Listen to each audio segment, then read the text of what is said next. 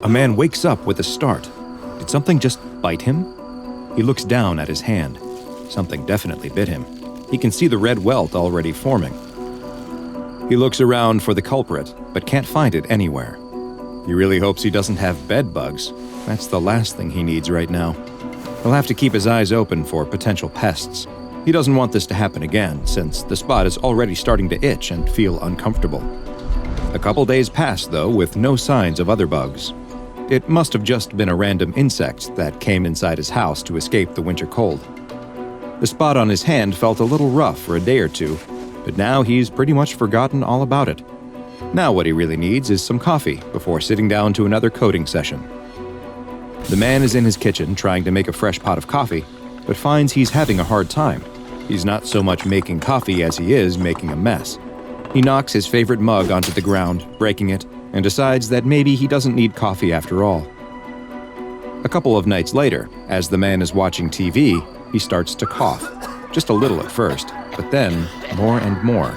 The coughing fits get longer and deeper too, like they are coming from the very bottom of his lungs. He hopes he isn't coming down with something.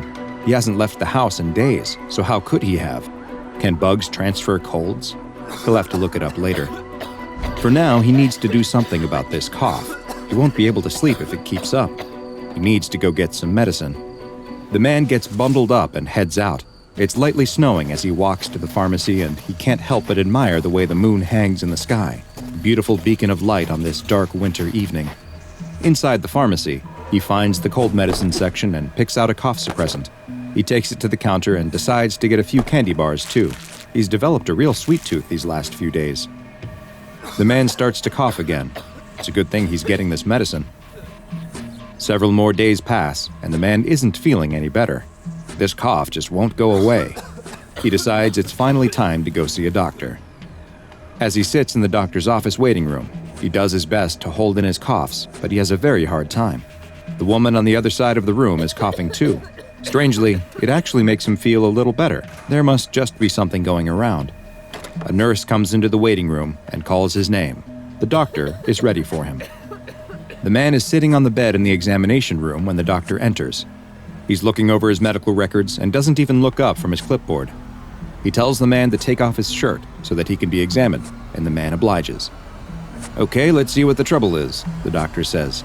He finally looks up at the man and screams. It didn't take long for the SCP Foundation to hear the reports of people's limbs metamorphosing into insectoid appendages, and they knew immediately what they were dealing with.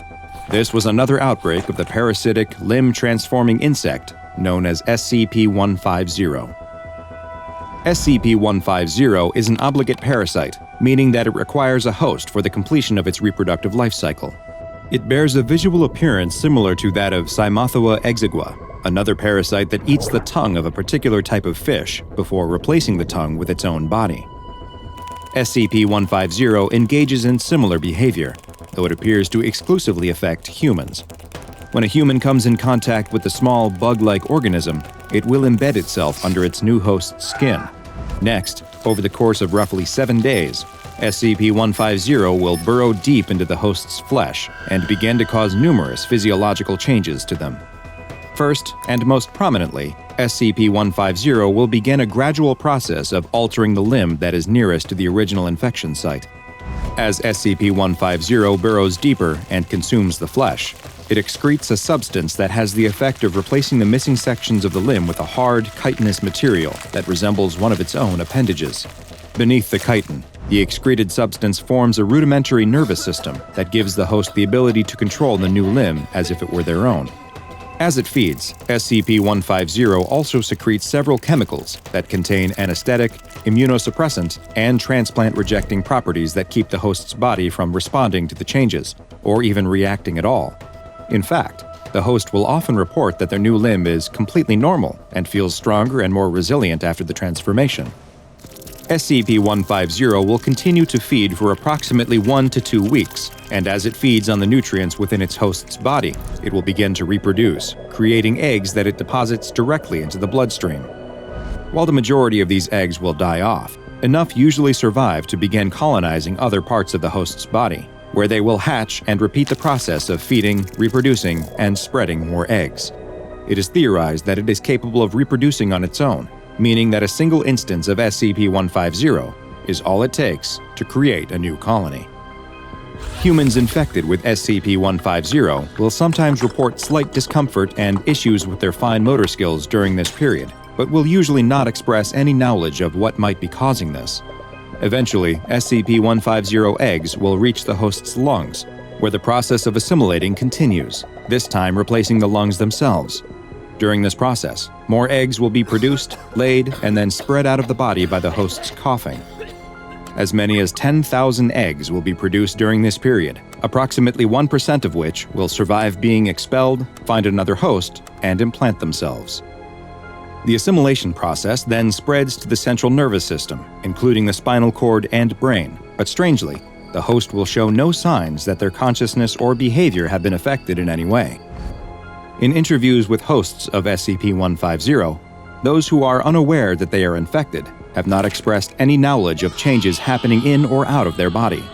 When subjects are made aware that they have been infected, they will be able to point out the site of the original infection and agree that a change has taken place, but they seem to have no ill will towards their new chitinous appendages and will often express positive feelings about it.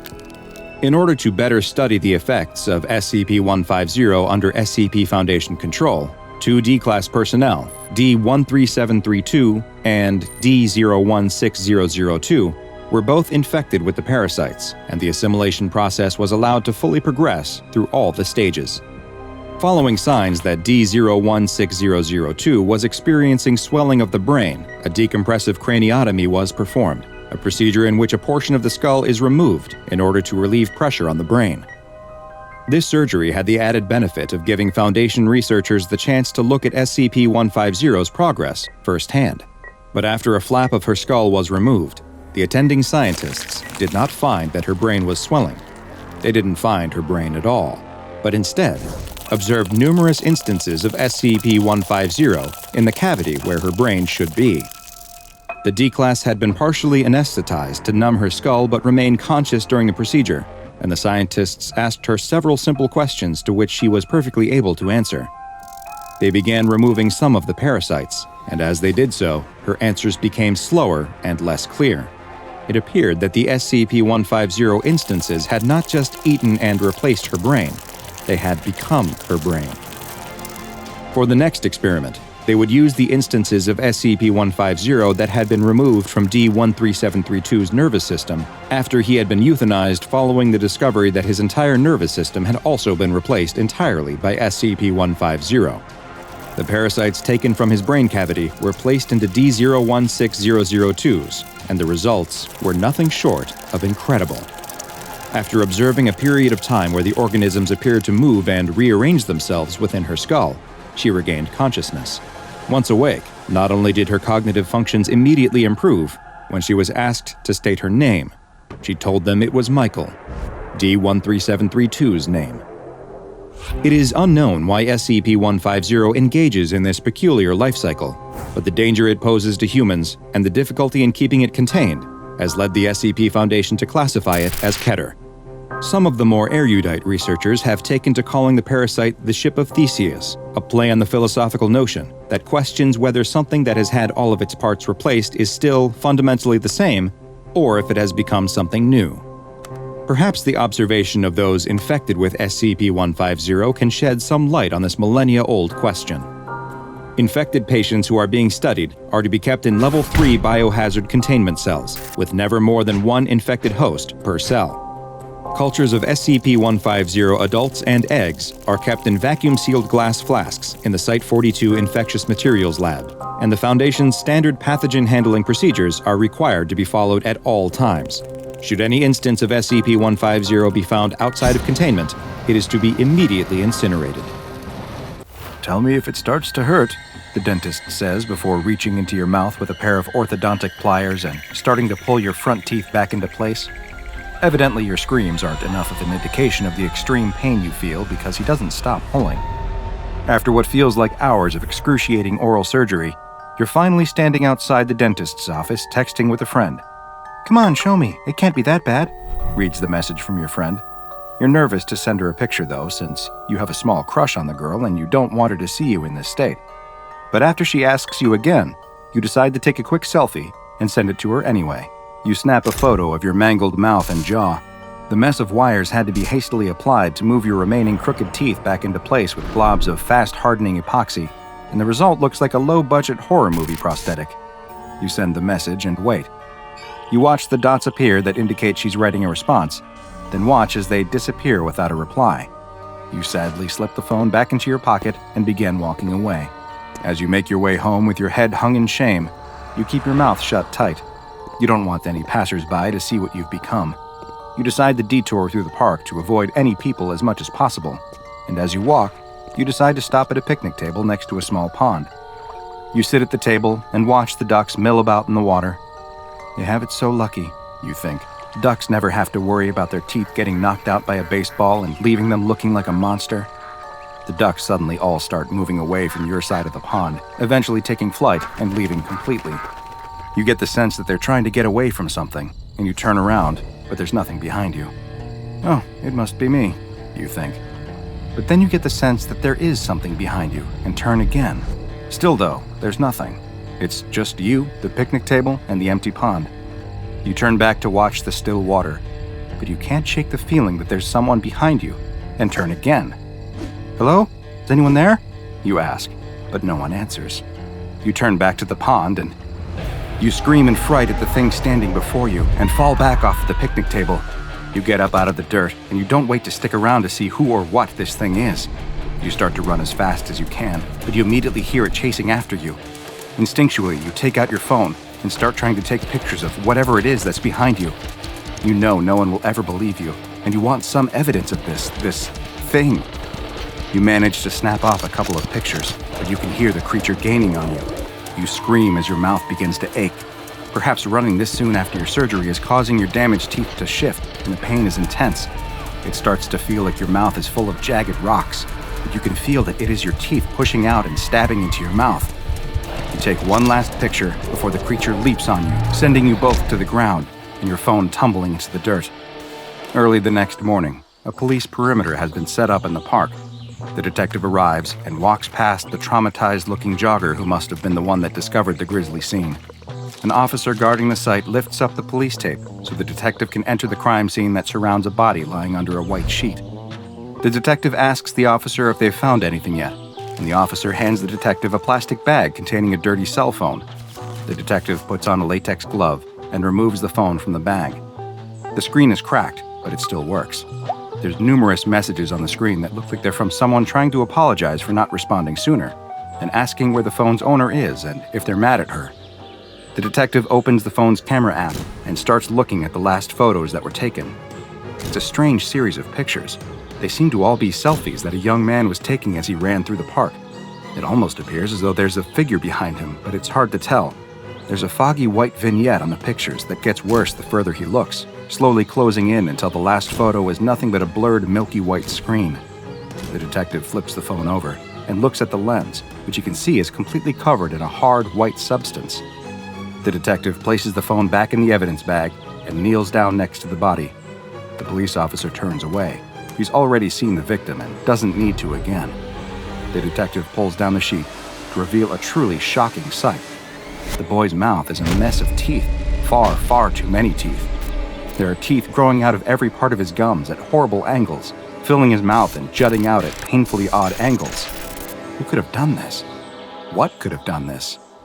The local police department may not have had any idea what the state of this victim meant, but the SCP Foundation did, because they had seen the same occurrence dozens of times before. In fact, they had seen it happen so many times that they had classified this anomalous entity as SCP-4910, but it had already earned a much more ominous nickname within the Foundation. It was known as the Grinner. Very little is known about SCP-4910, and eyewitness accounts of the creature are all extremely brief due to those who have interacted with it quickly succumbing to its effects. What is known is that SCP-4910 is a quadruped and appears to be made partially, or perhaps entirely, out of teeth. Those who encounter SCP-4910 quickly experience its primary anomalous effect which is that it causes the extremely rapid overproduction of teeth in its victims' mouths. Existing teeth will quickly increase in size, protruding farther out of the gums than should be able, while new teeth will begin to sprout from any available space in the mouth, including the roof of the mouth and underneath the tongue. These new teeth will completely fill the mouth, which almost immediately inhibits their ability to speak or vocalize at all. The creature will then use this opportunity to attack and incapacitate the victim before starting to feed.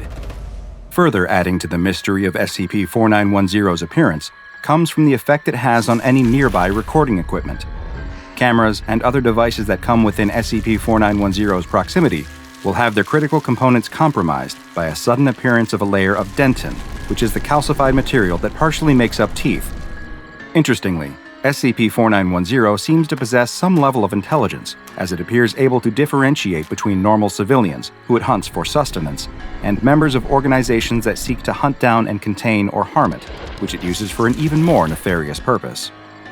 While the exact mechanics are still unclear, it seems as though SCP-4910 is able to infect certain anomalous organization members with its ability, causing them to act as a vector for the effect, who then spread it to even more victims. This effect is, of course, of great concern to the Foundation, and containment protocols for infected victims have been hastily put into place. Should a member of staff begin bearing a grin with too many teeth or multiple tooth-filled smiles, they are to be immediately immobilized by any means necessary, though preferably with a firearm that allows one to keep an appropriate distance and hopefully prevent any further spread of the effect. The infected individual is then to be doused in a hydrochloric chemical compound that will reduce the afflicted to a pulp-like substance. Once this pulp is no longer animate, it can be transferred to the closest incineration site for disposal. Should a member of personnel have an interaction with SCP-4910 and feel that they were exposed to its anomalous effects, they may be saved by taking immediate medical action. Oral surgery to remove the additional teeth has been found to be effective when the procedure is undergone in the first 1 to 2 hours following exposure, though the victim will suffer lifelong permanent physical issues from the procedure.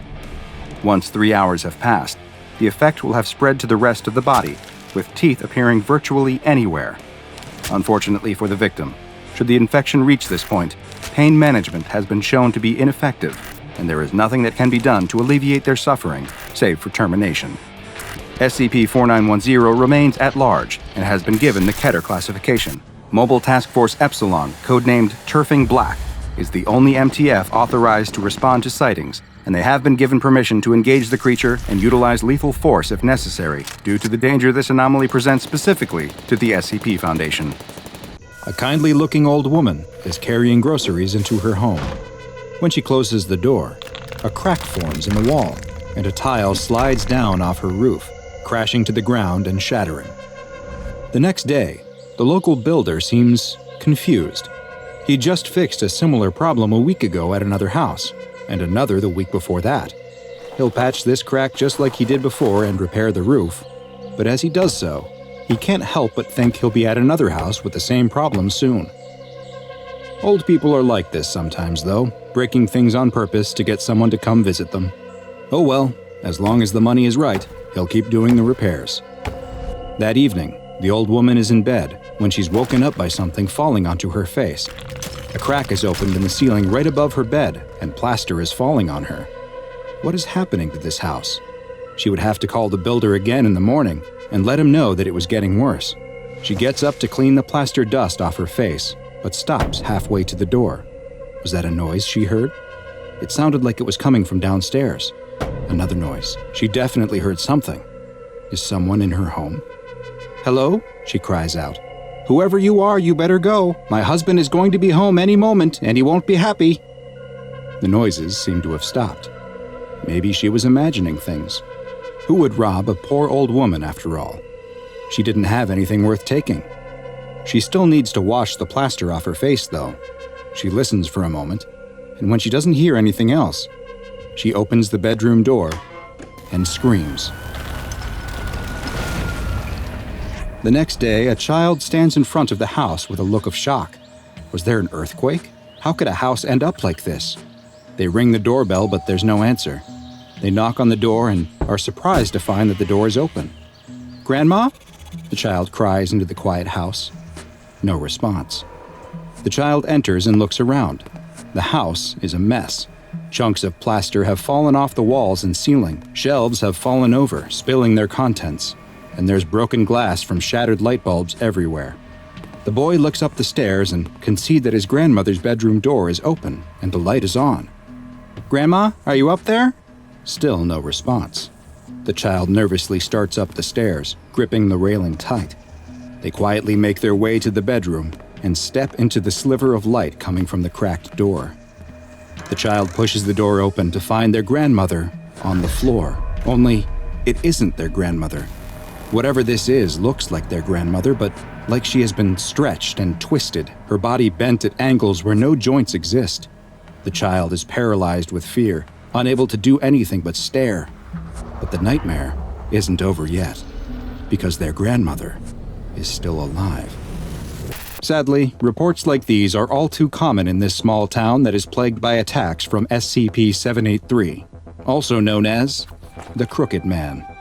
SCP-783 is an extremely dangerous anomalous creature that is currently plaguing the population of Tenby, a small rural village in Oxfordshire, England.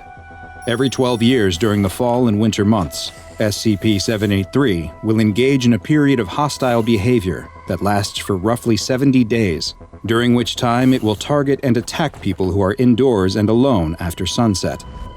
Those targeted by SCP-783 will find that the building they are in rapidly deteriorates, causing damage and creating structural integrity issues.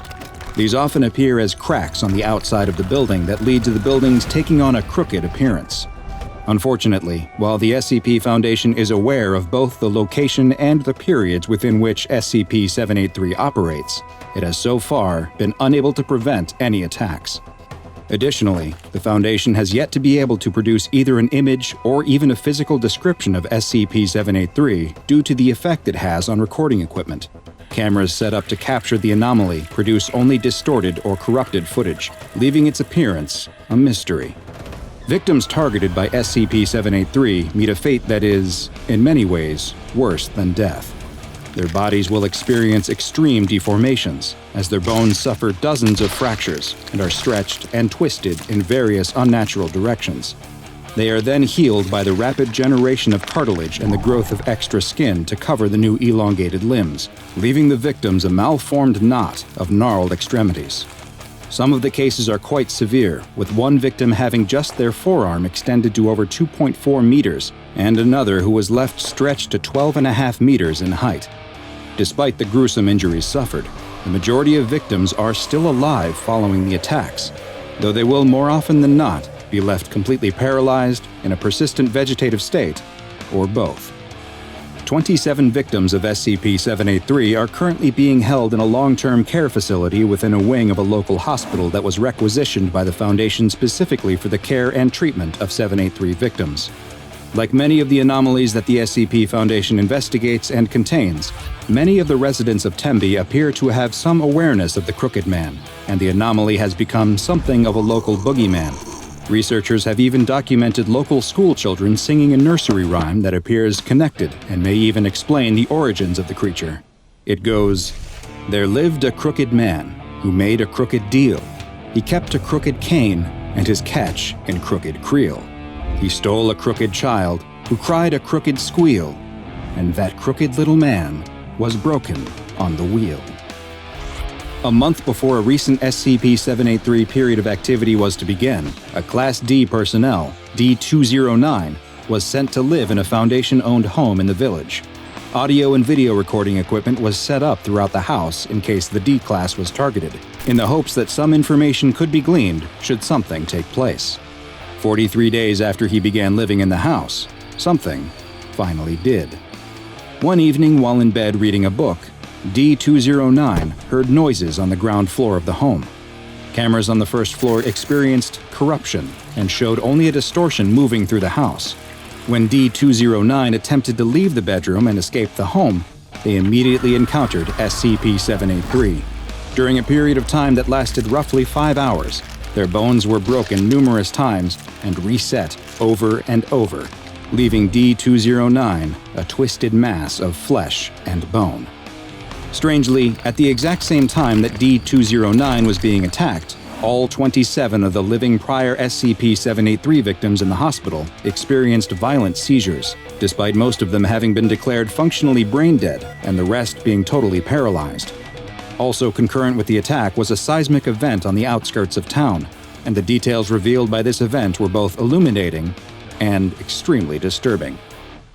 Foundation personnel were dispatched to the site of the seismic activity to investigate and determine if it was connected to SCP-783 in any way. There, they found a small group of angry townspeople, perhaps frustrated by seemingly unending paranormal events in their town and the lack of progress that had been made to stop them. After a tense standoff, SCP Agent Collins fired her service weapon into the air, and the crowd quickly scattered. Now, free of distraction, the agents could begin their investigation in earnest. They immediately spotted several objects sticking out of the earth. Upon closer inspection, these were identified as elongated human toes. A dig team was sent to the site, and by the next day, a mass grave had been uncovered that was filled with the twisted mass of what appeared to be victims of SCP-783. Their mutated and drawn-out bodies were well preserved despite being buried directly in the ground, and had all been buried head down, with their arms extending deeper into the burial pit. As one researcher was attempting to take a tissue sample from one of the bodies, the ground beneath him gave way and he fell into the pit. He landed on the tangled mass of limbs which shifted under his weight, and he disappeared into the pit beneath them. Agent Collins immediately found a length of rope, tied it to her waist, and climbed into the pit with instructions to the on-site team to pull her back up when she signaled. Agent Collins descended into the pit beneath the bodies, and after several minutes, she was extracted, though without the missing researcher. At debriefing, she described how she found an anomalous location under the ground beneath 783's victims' corpses, and she was so rattled by what she saw that she was granted a temporary leave of absence. The Foundation had to know more, and a D-Class personnel was quickly selected for exploration of the underground anomaly. D-2172 was equipped with audio and video recording equipment, along with several scientific measurement tools, as well as a firearm, and was lowered down into the pit via crane. Their wired tether to the surface would both send the information they collected back, as well as serve as their lifeline to the surface. As D-2172 was lowered past the mass of corpses into the darkness, they experienced a sense of vertigo, before it was realized that the anomalous effects extended to gravity as well, which had become reversed, and that they would need to start climbing up in order to descend further into the pit. They soon climbed out of the hole surrounded by the reaching, extended arms of corpses, and emerged into an open world with an overcast sky. It looked exactly like the town of Tembe, with the same buildings present there as in our world. The world appeared to be uninhabited, though, with no sign of the missing SCP Foundation researcher. D-2172 began investigating the buildings and found them all to be empty as well, though they did unfortunately find signs of a struggle in one house, with what looked to be evidence of the missing researcher's demise. They continued exploring the area and found that the anomalous properties of the location extended to its borders too. And as the D-Class walked north out of the town, after several kilometers, they found that they were now somehow back at the southern edge of the town.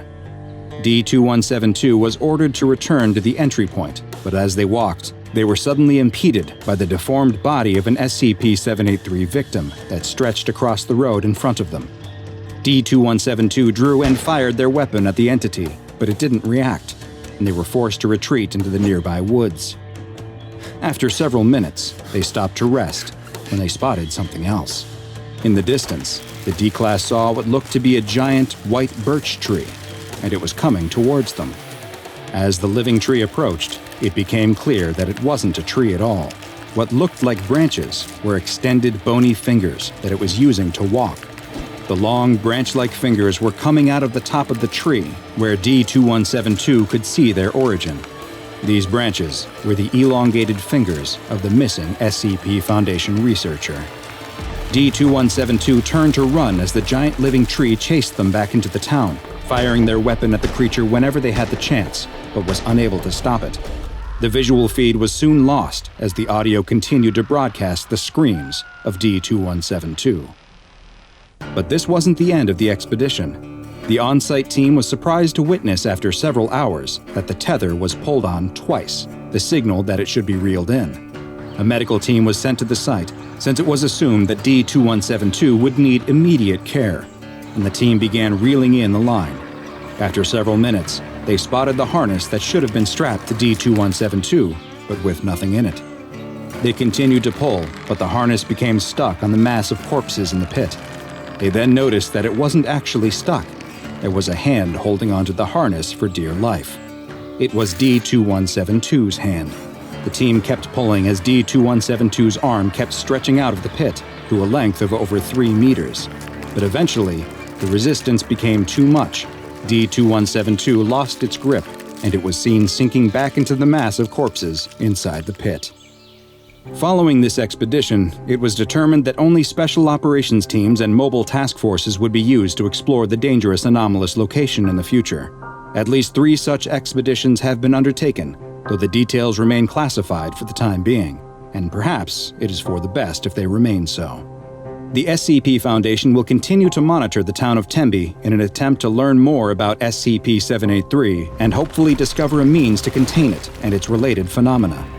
Due to the difficulty in containing the anomaly, it has been classified as Keter, and a local building adjacent to the Tembe Hospital has been requisitioned and designated as Provisional Site 5 in order to accommodate the increased Foundation presence.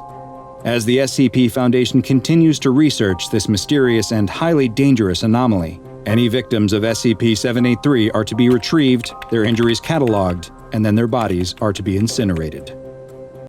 As you can clearly see, this completely throws our entire understanding of our place in the universe into complete disarray, says the astronomer as he excitedly makes his case to a panel of aged and supposedly learned advisors. My observations leave no doubt that everything we previously suspected to be the absolute truth is wrong. The panel of advisors murmur and lean close together to whisper to each other.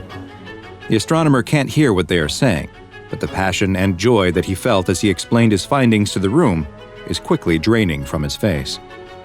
He can see the men mouthing the words "no" and "lies" as they make disapproving gestures. But how could this be? Had they not understood what he was showing them? Maybe he didn't explain things in a way that they could comprehend.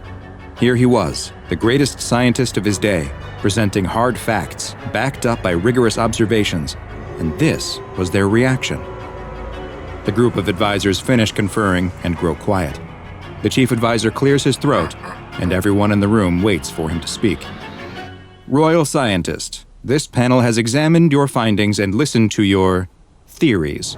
The advisor can't help but sneer at the word, and has decided that the ideas you present are not only incorrect, but dangerous. The astronomer can't believe what he's hearing. This panel, acting under the authority of the king, has charged you with the crime of heresy. The astronomer is shocked. He steps towards the panel to plead with them, but he's stopped by a pair of guards who grab him by the arms.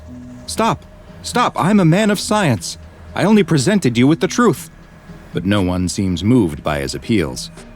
The panel watches as the astronomer is dragged from the room, kicking and fighting, still insisting on his innocence. The screams echo through the dungeon as the torturer cranks another notch on the rack, stretching the astronomer's body just a little bit more. He has no idea how long this has been going on. Hours, days. The pain has been excruciating and without end. He closes his eyes, trying to escape the torture by retreating into his mind, but he's slapped on the face and brought back to the reality of his situation. Standing in front of him is the chief advisor, the same one who sentenced him to this inhumane treatment. You can end this any time you like. Simply recant your statements and admit you were mistaken, and all of this will be over. The astronomer is unsure if by over he means that they will release him or simply kill him to put him out of his misery. But it didn't matter which the right answer was. He couldn't lie. The astronomer knew the truth, and no amount of pain, no matter how intense or how long they submitted him to it, would change what he now knew.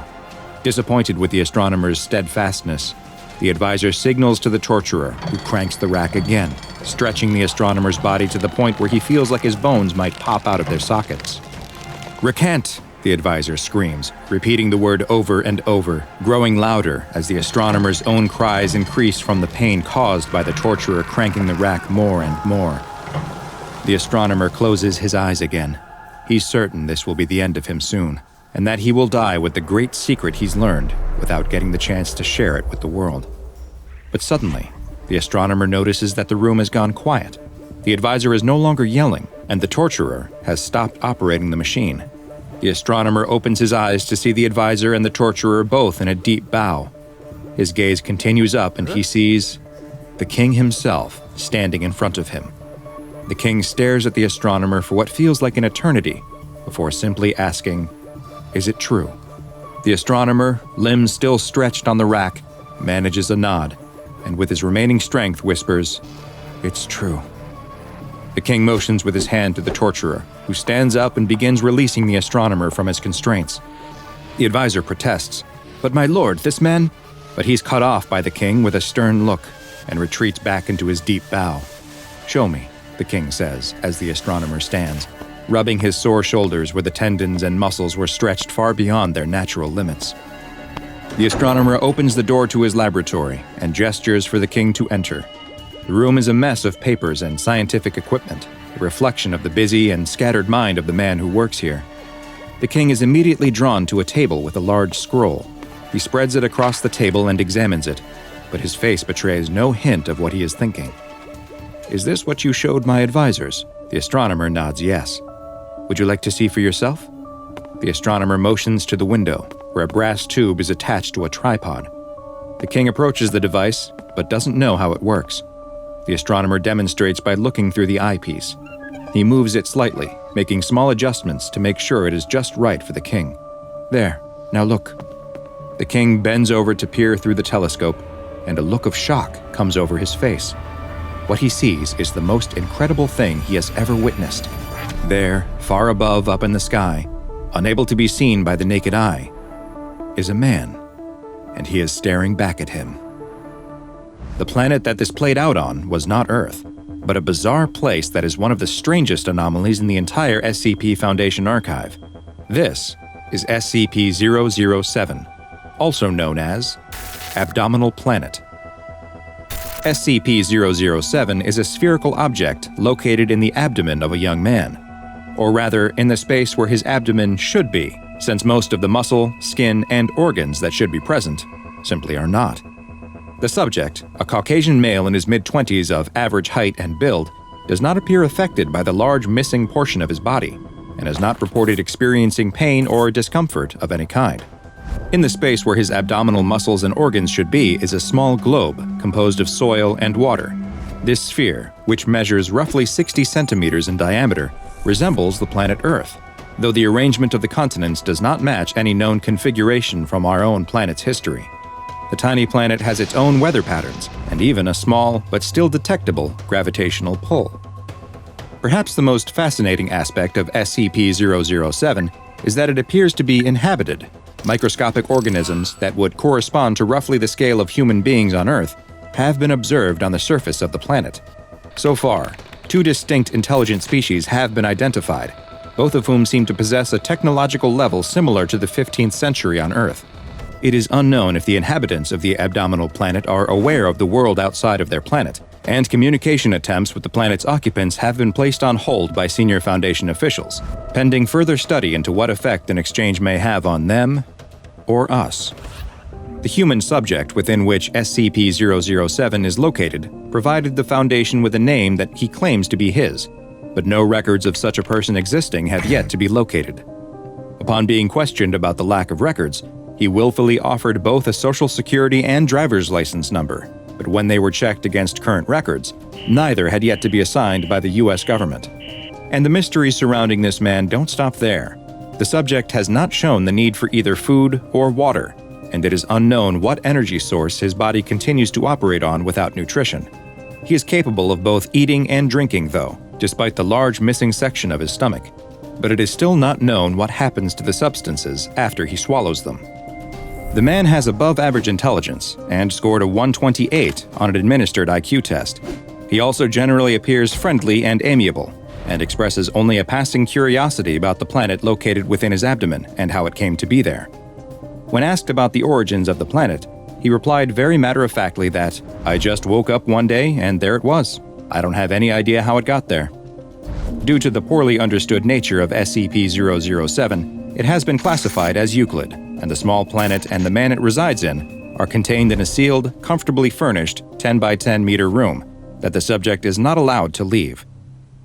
The subject is to be monitored closely by Foundation staff and has a weekly chess game with one of the attending doctors, which also serves as an opportunity to evaluate his mental health.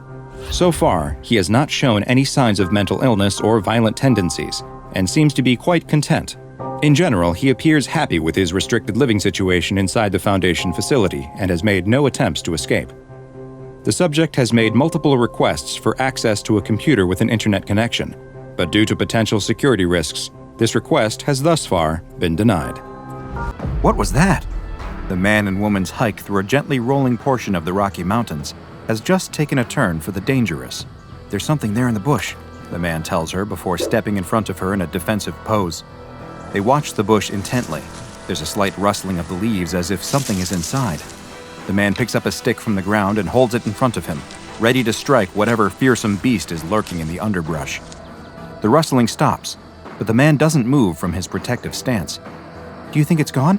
the woman asks. The man isn't sure. He leans in towards the bush, searching for signs of what might be hiding inside when... Ah! The man screams and falls backwards as the creature emerges from the bush. "Aw!" the woman cries. "It's a pika!" She kneels down to get a closer look at the adorable little creature. Pikas are native to this part of Colorado, and they resemble rabbits but with small, rounded ears. She watches it hop back off the trail before turning around to see her friend lying tangled in the branches of a tree. She can't help but laugh as she offers a hand to help pull him out of his predicament. "Are you all right?" she asks between fits of laughter. Yes, he's fine. The only thing hurt was his pride. He notices a small red spot on his arm and rubs it, but it doesn't seem to hurt at all. His attention is diverted by the woman, though, who is marveling at the tree he was just stuck in. Free of the branches, he can appreciate now that the tree really is incredible. It looked like a huge blue spruce, but the name is a complete misnomer, because this tree is a vibrant red color. "I've never seen anything like it," she says, and the man hasn't either. Neither knows what species it is, and, strangely, there don't seem to be any others like it. Maybe this is the result of an odd genetic defect that turns blue spruces red.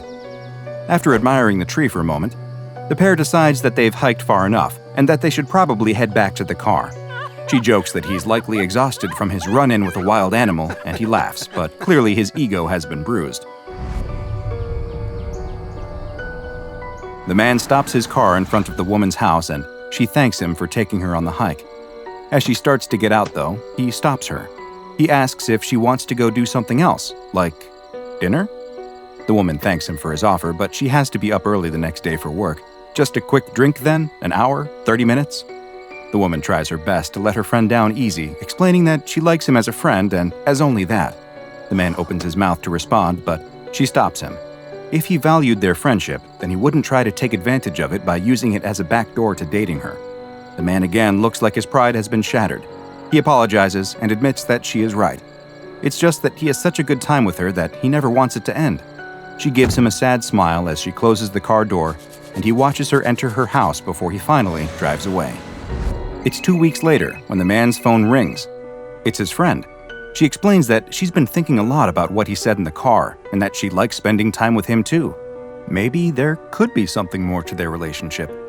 The man can't believe it. Is this really happening? The woman is serious. She'd like to take him up on that dinner offer, if he's still interested. Her treat. She wants to know what he is doing right. Ah! The man suddenly yelps in pain. Is he okay? What was that sound? Yes, I'm fine. It was nothing, the man tells her. It's just that now's not a good time. The woman doesn't understand. She thought he'd want to see her. She explains that she's leaving town for a work trip the next day and will be gone for a couple of weeks. She was hoping she could see him before she left, but the man cries out in pain again.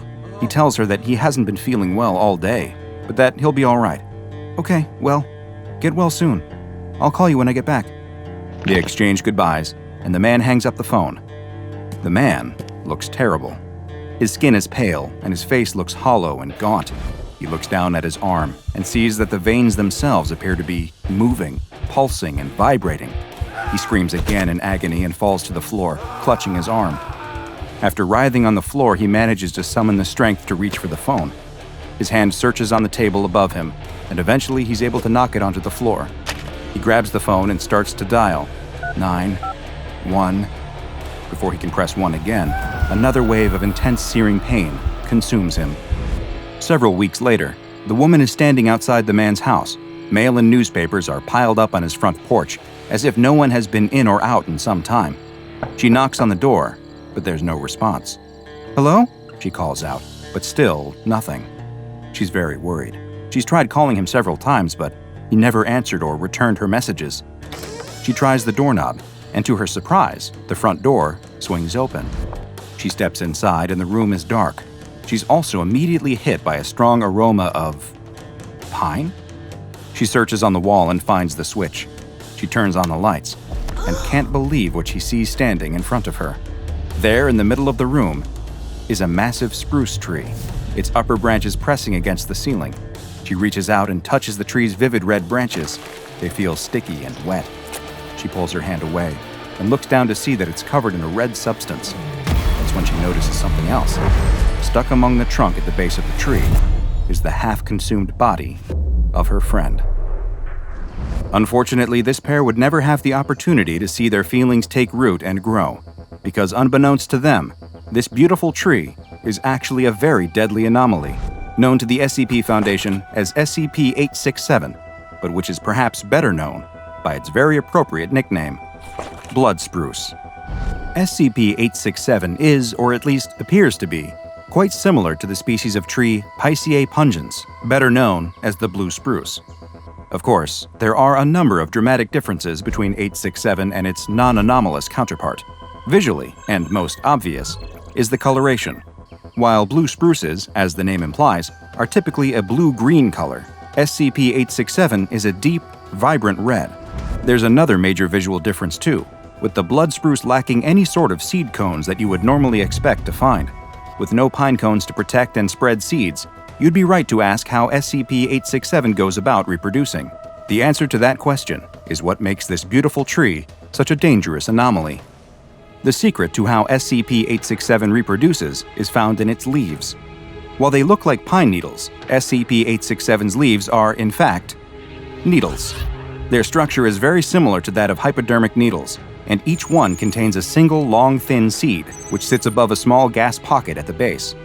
When a living creature touches the leaves, the tree immediately reacts. It triggers the gas pocket in the base of the leaf to release, which injects the seed into the skin of whatever touched it. The process is quite similar to that found in auto-injectors, like those used to quickly treat allergic reactions. The seed itself is extremely small and is coated in a liquid that has both anesthetic and coagulant properties, which makes the process virtually undetectable. Once implanted in the skin, these seeds can lay dormant for up to 2 weeks before they begin the germination process, and the true horror of SCP-867 is revealed. Once the seeds begin to sprout and grow, they will not seek to penetrate through the skin like a plant rising out of the soil. Instead, the strange plant will grow within its host's body, spreading throughout the circulatory system. This process is extremely painful for the host. The plant's tendrils wind through their veins and capillary system, stretching and pressing against them as the blood spruce grows within them. Eventually, the ever-increasing size of the plant's tendrils becomes too much, and the veins will begin to rupture. This leads to severe internal bleeding, and soon after, the death of the host. The entire process is quite quick, with it only taking 24 hours from when the seeds first sprout to the host dying.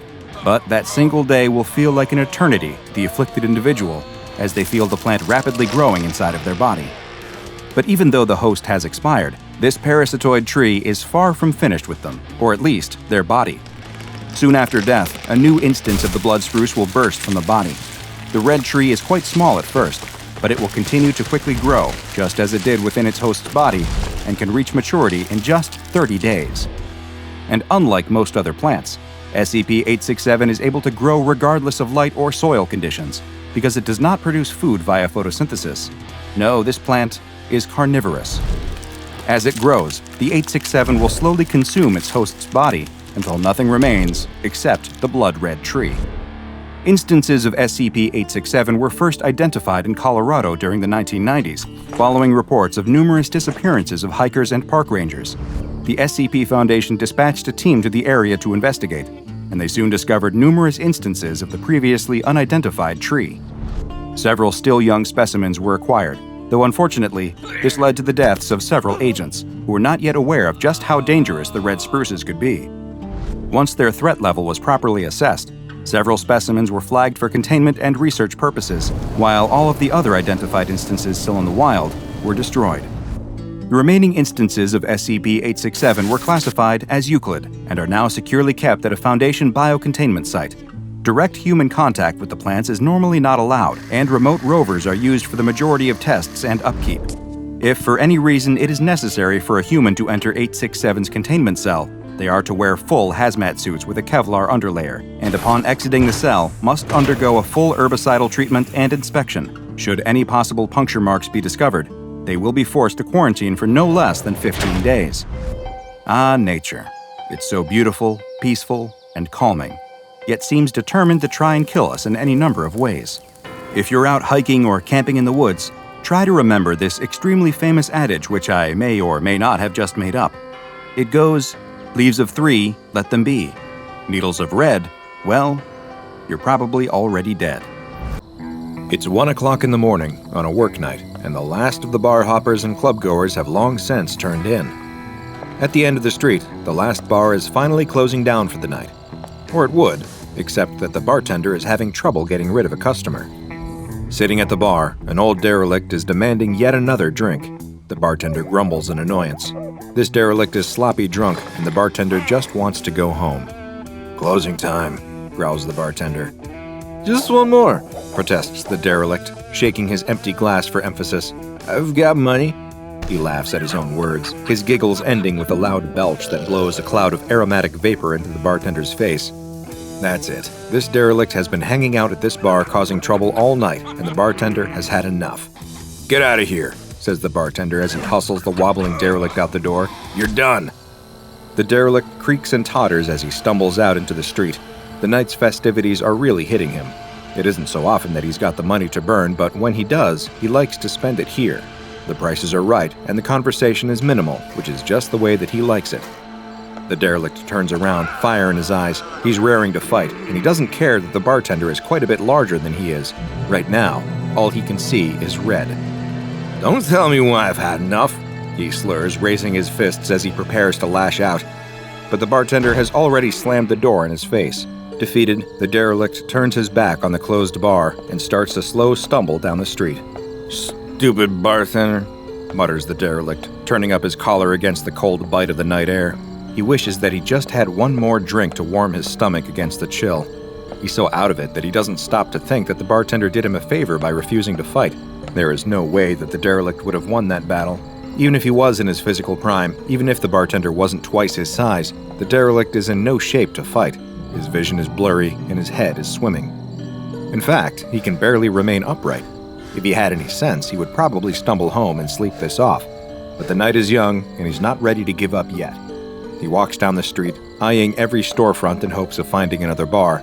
Unfortunately, every window has a closed sign in it. He swears under his breath. What a run of bad luck. What's a guy supposed to do in this town, he wonders. Just when he's about to give up hope, he spies something glinting in the reflective halo of a street lamp. He stumbles closer to get a better look, and he can hardly believe his eyes. Finally, his luck is changing. Someone has abandoned a half-empty bottle. "Well, hello there, little friend," says the derelict. He struggles to focus, but the world is spinning. In his confusion, he could swear he's seeing things. But no, he can feel the heft of the glass bottle in his hand, and he knows that it is as real as he is. "Who left you behind? Who would leave a perfectly good bottle just sitting out here?" He recognizes this brand. There's only about 3 fingers of liquid left, but that's better than nothing. Some people might balk at drinking out of a random bottle that you found on the street, but the derelict doesn't give it a second thought. He tips the bottle back and slurps it all down. It burns going down, just as it should, he thinks. He sighs in contentment as he feels the harsh liquid warm his stomach. Perfect. That really hit the spot. But what happens next surprises him so much that he can't believe his eyes. There's still liquid in the bottle. He blinks, wondering if maybe his adult brain is playing tricks on him, but he shakes the bottle cautiously and is rewarded with the telltale swish of liquid. That's no illusion. He takes another swig, guzzling it down. Normally, he'd drop the bottle to the ground and stumble on, but something makes him pause. He maintains his grip on the bottleneck and raises it again to take another look. And sure enough, there's still more left in the bottle. The derelict cannot believe his luck. He feels like he must have won the lottery. He's found a never-ending bottle. Already his mind is reeling with possibilities. That bartender really thinks he's so smart, he mutters to himself as he weaves unsteadily. But I don't need him anymore. See if I ever go to this stupid bar again. He just lost his best customer. Now that I have you, little bottle, I don't ever need to pay for drinks ever again. It's the best day of my life, crows the derelict, raising his arms in triumph. He's barely able to stagger back to his home, a seedy apartment on the bad side of town, before he passes out on the floor. The morning sun rouses the slumbering derelict, and he rises with a groan. His whole body aches, and his mouth feels dry and parched. That's par for the course after a night of drinking. But somehow this hangover feels different. He puts that thought out of his mind as his mind returns to the strange, never-empty bottle that he discovered the night before. It's lying on its side on the floor next to him. He reaches for the mysterious bottle, only to find that, in fact, the previous night was not a dream. The bottle still contains just as much as it did the night before. He can't explain it, but the derelict isn't about to question his good fortune. He lifts himself to his feet and walks slowly into the bathroom. He's feeling a hangover like he's never felt before. His head is pounding and his throat is dry. His tongue feels swollen and sluggish inside his mouth, but he knows how to handle it. A little hair of the dog is all you need to help with the hangover. He takes another gulp from his bottle, but this time it brings little relief. And he notices something else strange too. It's his scalp. The skin on his head has started to itch, and he can't stop scratching. He feels like he's got the world's worst dandruff problem. He should probably take a shower, he thinks. He strips down and steps into the tub, turning the hot water on full blast and letting it wash over him. The shower only brings him temporary relief. Afterward, as he dries himself off, the towels feel rough and abrasive against his skin. His skin comes off in big, flaky patches, and his nails leave red trails in their wake. What's that? Is that blood? He examines his fingers to see that his nails have grown into ragged, claw-like talons. With a frightened yelp, he bites them off. It's easy to do. Although they look formidable, his fingernails are weak and brittle, almost as if he's dealing with a sudden calcium deficiency. What could be wrong with him? He remembers all the warnings he heard back in school when they used to march everyone into assembly to listen to lectures from the local police. At the time, he scoffed at the long lists of scary-sounding consequences of a lifetime of drinking, but now, he's not so sure. It's probably nothing, he says as he examines himself in the bathroom mirror. His skin looks blotchy and infected. It doesn't take long before his hair and nails are out of control. His hair grows down to his shoulders, but comes out in big, ragged clumps if he runs his fingers through it. His claw-like fingernails are constantly breaking and cracking until his fingertips are bloody, and his quick is itchy and infected. If his habits had left him looking worse for wear before, he really looks awful now. For the next week, he barely leaves the apartment. He pulls the curtains and keeps the lights off, afraid that someone might see him.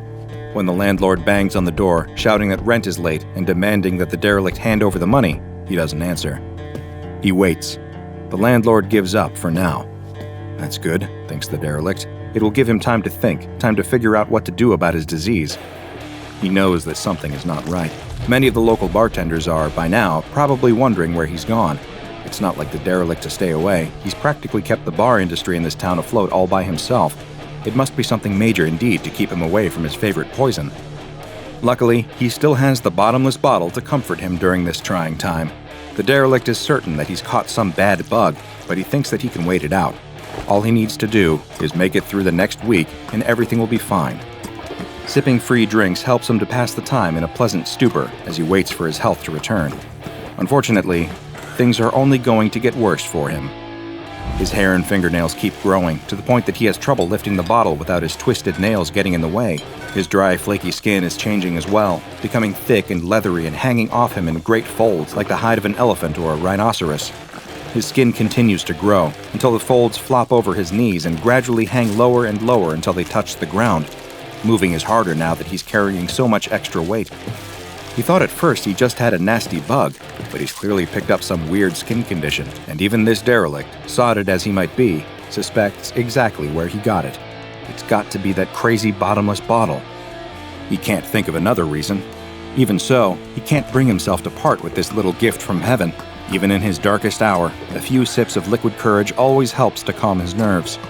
He considers lumbering down to the free clinic in hopes that they might be able to cure him or at least tell him what's wrong with his skin. But he thinks better of this option. What if he's got some weird alien parasite that no one has ever seen before? They might lock him away in some government lab or something. No, he reasons, it's better to wait it out. He'll sleep it off, swear off the sauce for a little while, and maybe it'll pass. In desperation, the derelict drags himself across the floor, hoping to at least find some solace away from human contact. He locks himself into his bedroom while he's still able to manipulate the lock on his door. The extra folds of skin are hanging off of his hands and arms, making it hard to do anything. The extra skin is so heavy that he can't walk much carrying all that extra weight. He lies on the floor of his bedroom, away from everything, and hopes that tomorrow, when he wakes up, this will just be a fading dream. The only thing that brings him solace is the never-ending bottle, which, even now in his advanced state of decay, he keeps close by him. After all, he reasons, the damage is already done. What could possibly be the harm in enjoying a nice drink? A week later, his condition has not passed. The landlord is back, and this time he's not taking no for an answer. The landlord isn't supposed to enter his tenant's apartment without permission, but he doesn't care. He uses his own key to unlock the door and go inside. The condition of the apartment is appalling. The furniture is broken, the floor is covered with unidentifiable filth, and there's a rotten stench in the air. The landlord wants to throw up as the full weight of the musty smell hits him in the face. It's as if someone has been living in here without any ventilation, with all the windows firmly closed and sealed. A sudden noise from the bathroom draws his attention. Of course, thinks the landlord, that old bum is hiding in there. He thinks I won't find him. The landlord steels his resolve and heads towards the bathroom, determined to get the money that he feels is owed to him. But what greets him when he steps through the door isn't the derelict anymore. It isn't even human.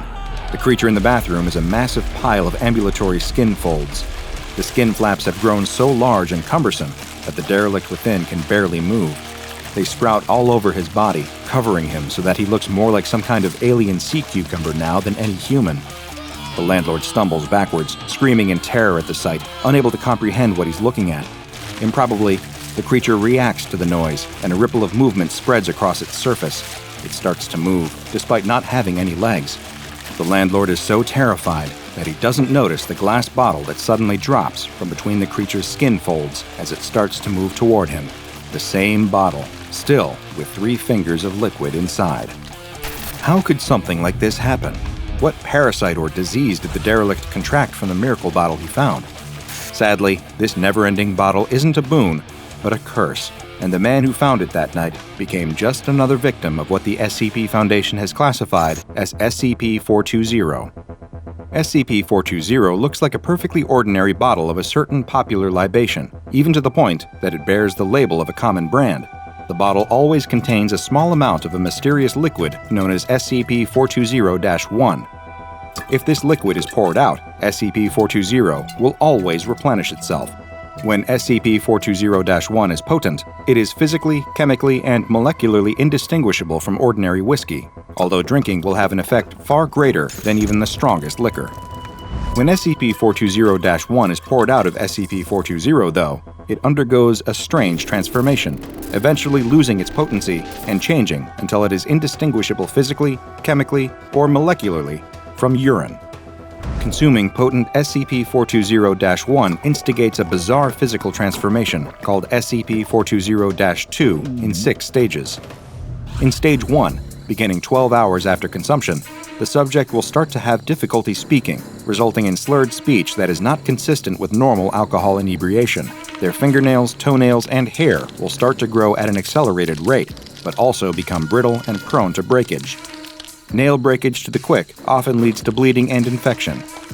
The Foundation has had some success in curing SCP-420-2 if it is caught when still in Stage 1, treating it as if it is an aggressive form of cancer with radiation and chemotherapy, as well as a constant intravenous supply of Formula 420A09T-T174B. Victims thus treated have a 73% recovery rate, but a 21% fatality rate. From Phase 2 onward, this protocol can slow the spread of SCP-420-2, but will not stop it entirely. In Stage 2, beginning 1 to 2 weeks after Stage 1, the subject's skin begins to show similar properties to those exhibited by hair and fingernails in Stage 1, becoming dry, brittle, and prone to cracking. As old skin flakes off, the subject's new skin begins to grow at an accelerated rate, eventually forming thick leathery folds all over the subject's body. Skin flaps growing inside the mouth interfere with speech and eventually render subjects mute, but do not appear to impede breathing or eating. Indeed, subjects in Stage 2 exhibit a renewed interest in eating, possibly because the subject's body requires additional nutrients and calories to build the increasingly heavy armor of thickened, calloused skin. Stage 2 subjects will eat anything that they can get their hands on, and many die after attempting to eat poisonous or inedible objects. In Stage 3, beginning 3 to 6 weeks after Stage 2, nerves in the skin layer grow uncontrollably, but no longer connect to the victim's central nervous system. Genetic testing of the skin in this stage reveals that its DNA has become so mutated that it can no longer be classified as human. It is, in fact, a separate and very inhuman organism that almost acts as a parasite growing from the human host. The skin may develop tumor-like growths, which appear to be analogous to human muscle and secretory cells. Hair and fingernails sprout randomly from the mass of skin. By Stage 4, beginning 3 to 7 days after Stage 3, the skin has become a mass of thick, leathery folds, completely covering the human host to the point that they disappear completely. The skin begins to exhibit random twitching movements, as though it is indeed a living organism finally coming into its own as a life form and testing out its new body. The human subject within the skin continues to eat, although brain scans reveal that they are no longer in control of their mouth. Instead, the skin entity forces the mouth to move by moving the attached skin. Small holes begin to form in the skin, eventually growing into narrow tunnels or throats that lead back to the now trapped body of the helpless subject. The subject is still consumed with a ravenous hunger and will eat anything that they can get in their mouth. In Stage 5, beginning 1 to 2 days after Stage 4, the skin begins to move in patterns indicating rudimentary intelligence. The skin, although still attached to the original subject, is now completely and distinctly non-human. It is its own organism. It can move of its own accord, dragging the trapped host along for the ride, and it moves and feeds much in the manner of an extremely large amoeba. It feeds by excreting a digestive enzyme onto foodstuffs and then enveloping the nutrients with its skin folds, again like an amoeba surrounding its food. The food is taken into the throats. These tunnels connecting the outside of the skin to the now completely subsumed host are now directly connected to the host's circulatory system and function as additional mouths. They can consume nutrients which are moved down their length by bristly hairs and further broken down by grinding keratinous plates before being taken into the host's body. Most hosts will remain in Stage 5 indefinitely, although there still remains a much more dangerous Stage 6 yet to come. At this time, it's unknown what factor triggers SCP-420-2 to develop into Stage 6. Little information about Stage 6 is available at this time, although it is known that it involves even more accelerated skin and keratin growth, resulting in a sudden increase in size and mass. Perhaps the most terrifying part of the entire transformation is that the host remains alive for the duration of the process, and sometimes even after SCP-420-2 has settled comfortably into its new life at Stage 5. Mercifully, most hosts will have completely succumbed to insanity by this point, although some are shown by brain scans to still be self-aware and quite calm, perhaps fading into a Zen-like state as they accept the inevitability of their fate. SCP-420 is contained in a storage locker at an undisclosed site maintained by the Foundation, and it is only to be removed from this locker by SCP staff with Level 3 clearance or higher. It has been given the Safe class because, despite the horrifying nature of its effects, at least it doesn't move anywhere. Samples of SCP-420-1 not in use by testing should be stored in the container marked SCP-420-1 Decon in Locker 1014-420 until they lose potency, at which time they can be disposed of as biohazardous liquid waste. Victims infected with SCP-420-2 are not contagious and should be contained in standard solitary D-Class secure confinement. On reaching Phase 3, subjects should receive double rations. Due to the extreme danger of Phase 6, any subjects who reach Phase 4 should be closely monitored for signs that the condition may be advancing further, in which case they are to be immediately destroyed by incineration.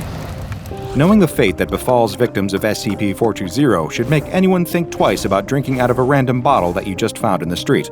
Though personally, I think that's just common sense. Ever worried that someday you might just up and disappear? There's nothing quite like a Sunday afternoon picnic in the park. The fresh air, the lazy hours sprawled out across a blanket, sharing company, food, drinks, and the beauty of the outdoors. The young man and his girlfriend spent their afternoon doing just that, enjoying a bit of slow living on a Sunday.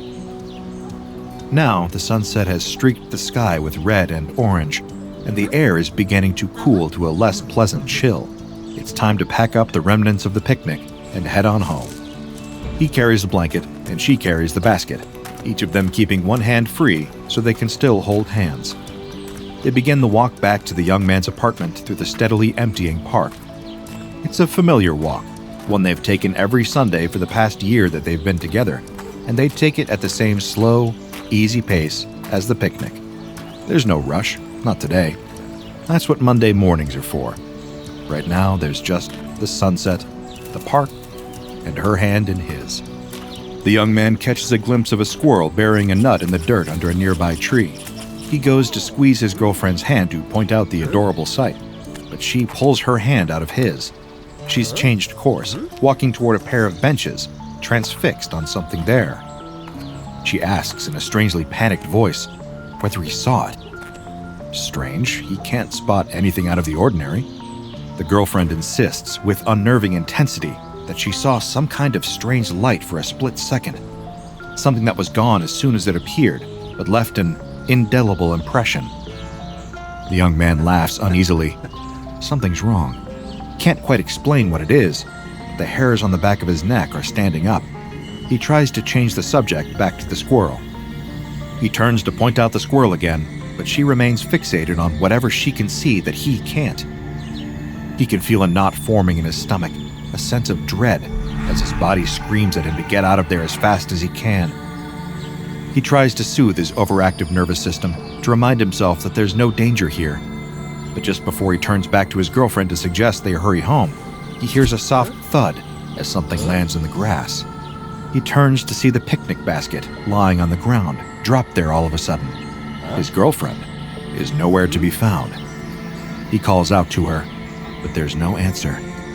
It's as if she vanished into thin air. Terrified, the young man combs the park for any trace of her, but aside from the picnic basket, there's nothing. He calls the police and files a missing persons report, but there's little they can do. There are no signs of any foul play, no reason to believe anything has happened to her. She was simply there one moment and gone the next. The young man doesn't sleep a wink that night. He calls out of work the next day, determined to continue his search. If the police can't help him, he'll just have to get to the bottom of things on his own. He calls his girlfriend's parents, but they haven't heard from her since Saturday. Her friends haven't seen her or received so much as a text. She didn't go into work either.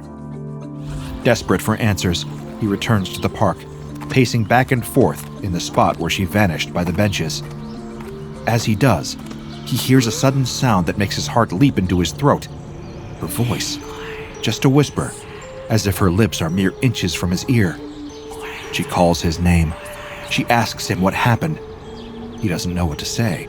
He whirls around, searching for her face, but she isn't there. Is it just his imagination?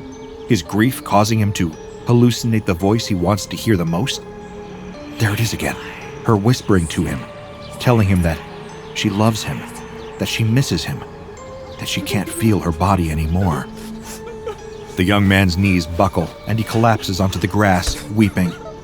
It's as if she's right there, but just out of reach. He can hear her, but he can't see her, can't touch her.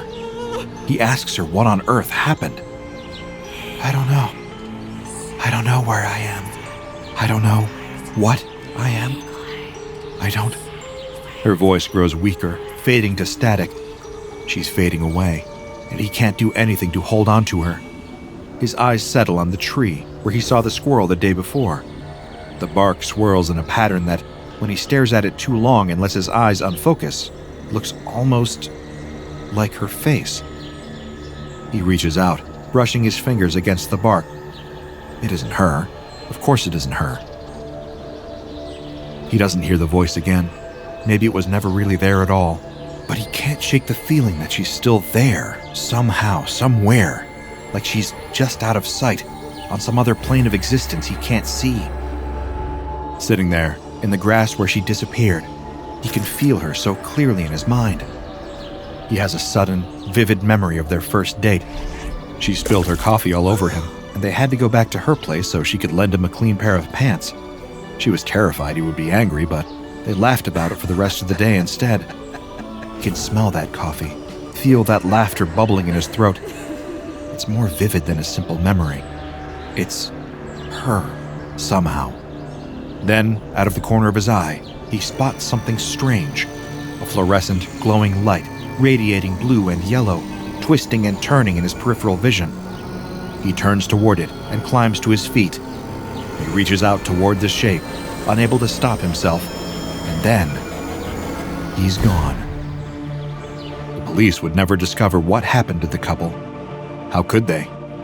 They were victims of a force that the authorities could never hope to understand. This young man and his girlfriend encountered an anomaly known as SCP-7783.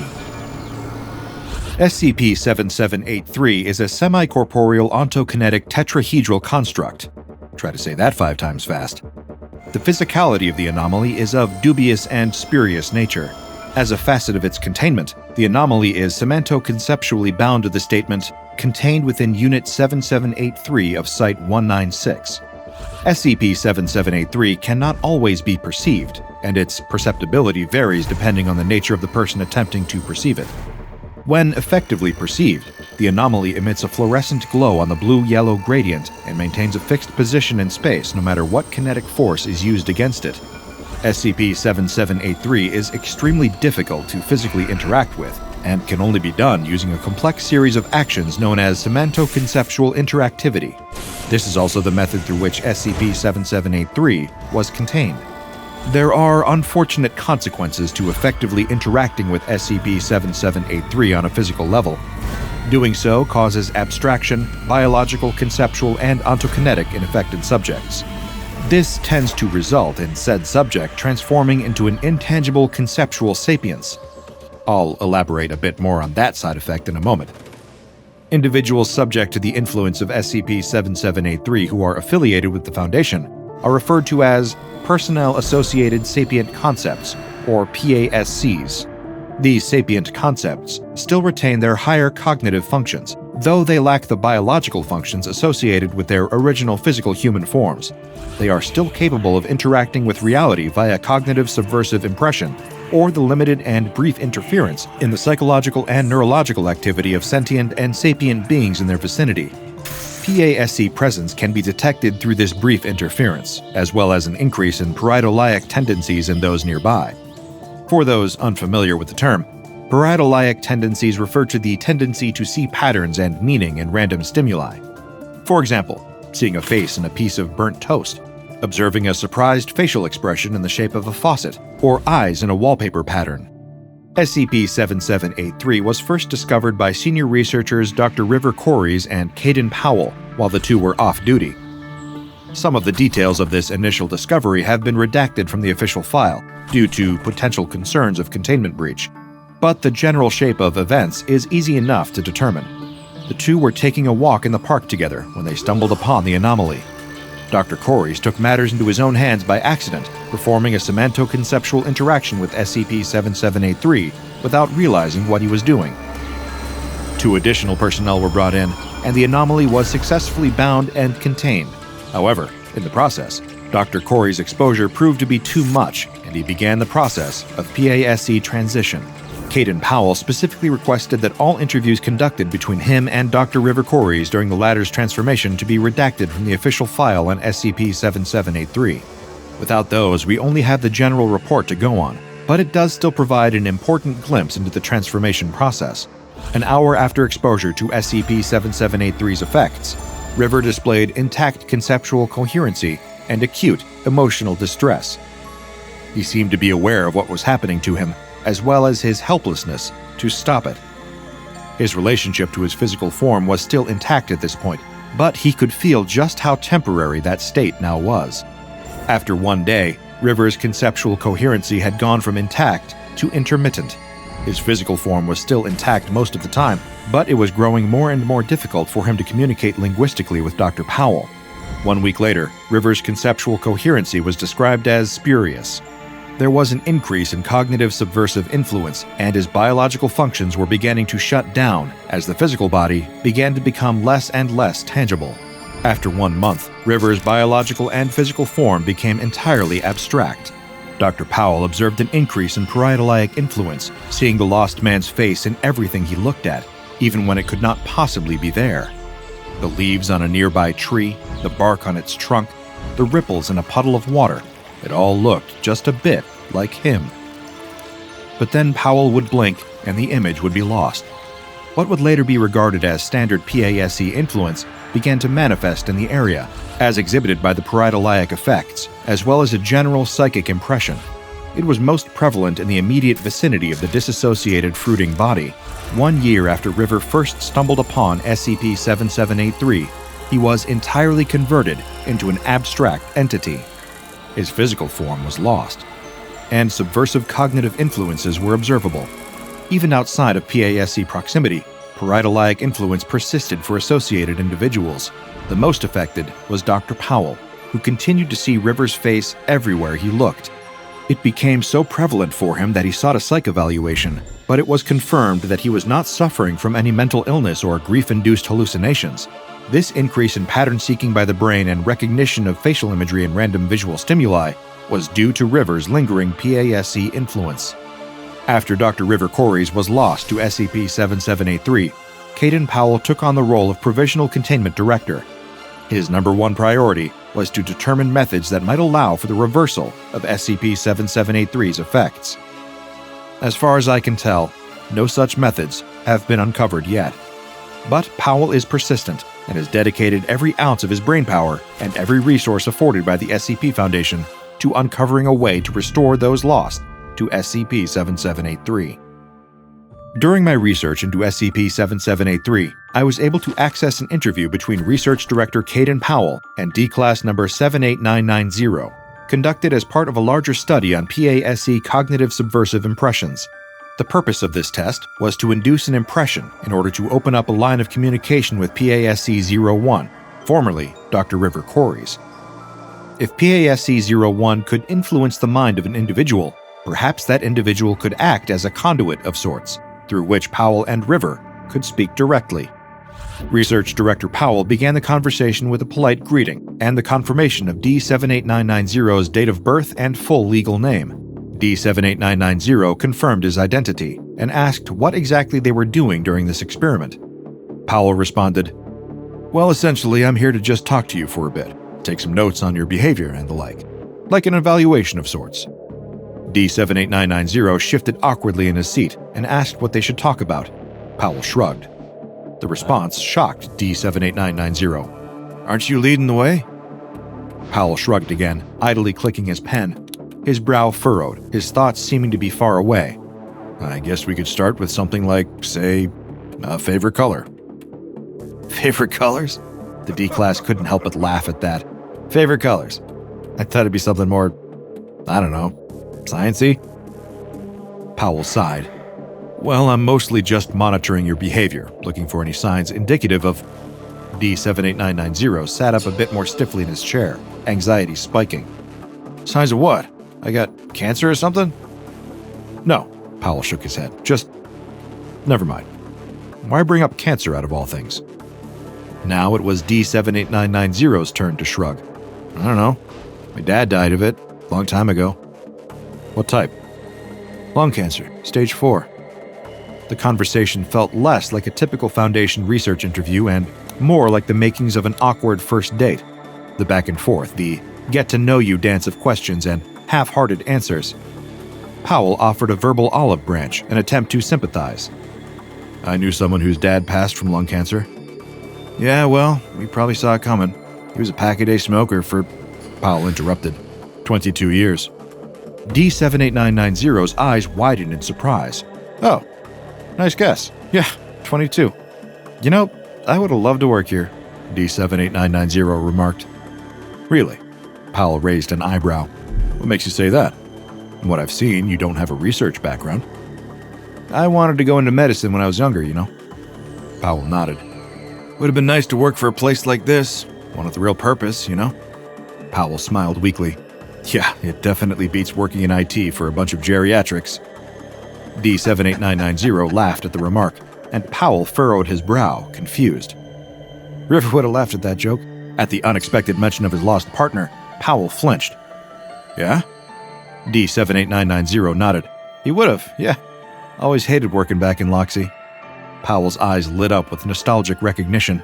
Yeah, I remember. I remember it too clearly. D78990 laughed along with him, despite never having worked with Powell and Dr. Corey's in the past. Oh, definitely. It was crazy times, crazy times. Used to get so mad at that place. Get run up for the stupidest stuff, you and... Man, me and him. We really did. Chris always had a stick up his butt, though. Made it hell. He was too old to be working, that's why. Always decomposed at the desk. What was that one joke you made about his nose to me? D78990 was now speaking about Dr. Corey's memories in the first person. Which one? Powell asked. The night after D&B? Oh, the one about him looking 8 and 80 at the same time? D78990 cackled, throwing his head back. Please.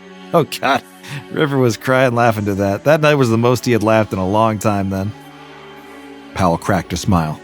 Yeah, I remember that night. It was amazing, just making stupid jokes to each other, enjoying the time we had. Like all the time in the world was ours, huh? Made everything better. Life was perfect. Powell sighed. The neighbors didn't hear perfect, D78990 remarked. But the neighbors always complained about how loud we were. Powell shook his head. Well, I was loud. Noisy. That was something you liked about him. D78990 switched back and forth between third and first person, sometimes speaking about River, and other times speaking as if River was talking through him. I still remember his laughing. I still remember it all. D78990 smiled wistfully. You just didn't know how to take it seriously. Powell laughed at that, a smile breaking free from his mask of composure. Ha! Well, yeah, that's how he was. Always loud and bursting with energy. Made every situation colorful. Wonder if this River guy's still like that, D78990 remarked. Oh, he's still out there somewhere. Powell wiped the tear from his eye. Still the life of someone's party. Who is? Powell's stomach dropped. That was it then. The impression was gone. He sighed, composing himself. He wouldn't show his grief to this stranger. He forced a terse, polite smile. Never mind. And that was the conclusion of the interview. D78990 and Dr. Powell had never spoken prior to the interview, nor had D78990 ever previously met Dr. River Corys. Still, with some anomalous intervention, the two had been able to share a few memories of the man, and for a moment, he was still as he was, tangible, human, alive. But the moment was fleeting, as are all impressions of those changed by SCP-7783. As for containment procedures, the specific instructions for the semento-conceptual, or related to the inherent semantic information of a concept in reality, binding of SCP-7783, may only be accessed by a select few specialists. Any personnel assigned to the area are strictly prohibited from any hypothetical, speculative, fantastical, or intimate thought related to SCP-7783. I am only able to engage with the subject matter to this degree from a safe distance, and do not suggest you approach the area after learning this much about the anomaly. Due to its particular nature, amnestics are not sufficient to treat its impact on the human mind. Complete amnesticization of personnel regarding its existence, or lack of existence, would cause semento-conceptual unbinding. This would technically result in a containment breach. Such is the trouble with semi-corporeal constructs. Essentially, as long as it is known to be contained, the containment should hold. If you have a bit of a headache trying to wrap your mind around the whole situation, you are not alone. Though amnestics are not an acceptable solution to SCP-7783 and its influence, selective thought-blocking medications derived from Class C amnestics can be used to induce a sort of deliberate brain fog, a barrier that prevents an individual from thinking about SCP-7783 in any way that extends beyond particular containment-related tasks and day-to-day Foundation operations. Once upon a time, in the earliest days of my research, I may have said that I didn't believe in ghosts. As a man of science, I balked at the concept of that which I could not prove with empirical data. But now I have seen, encountered, and learned of too many inexplicable forces in this world to hold the same view. Perhaps the victims, and I do believe them to be victims, of SCP-7783 are not ghosts in the traditional sense. They did not die after all. Their bodies simply dissolved. Their consciousness remained in some form. But is that not what we think of when we think of a ghost? The lingering impression of someone who was once flesh and blood? Take away the body, and what remains, whether you call it a spirit or a personnel-associated sapient concept, seems to meet the criteria. Dr. River Corey's is gone. At least, the part of him that could be seen, perceived, known, and loved. What remains is that brief impression, that glimpse of a memory, ever so brief, that laugh, once shared, never to be heard again. There may not be any rattling chains or creaks on the staircase, but SCP-7783 has created its fair share of what I feel compelled to call ghosts. Agree or disagree with my verbiage, I don't mind. Those left behind are still just as haunted. A young woman steps onto her bathroom scale. She holds her breath and squeezes her eyes shut, afraid to see the results as she listens to the dial spinning. When it slows to a stop, she opens her eyes and looks down. She balks at the result. 150 pounds! That's unacceptable in her eyes.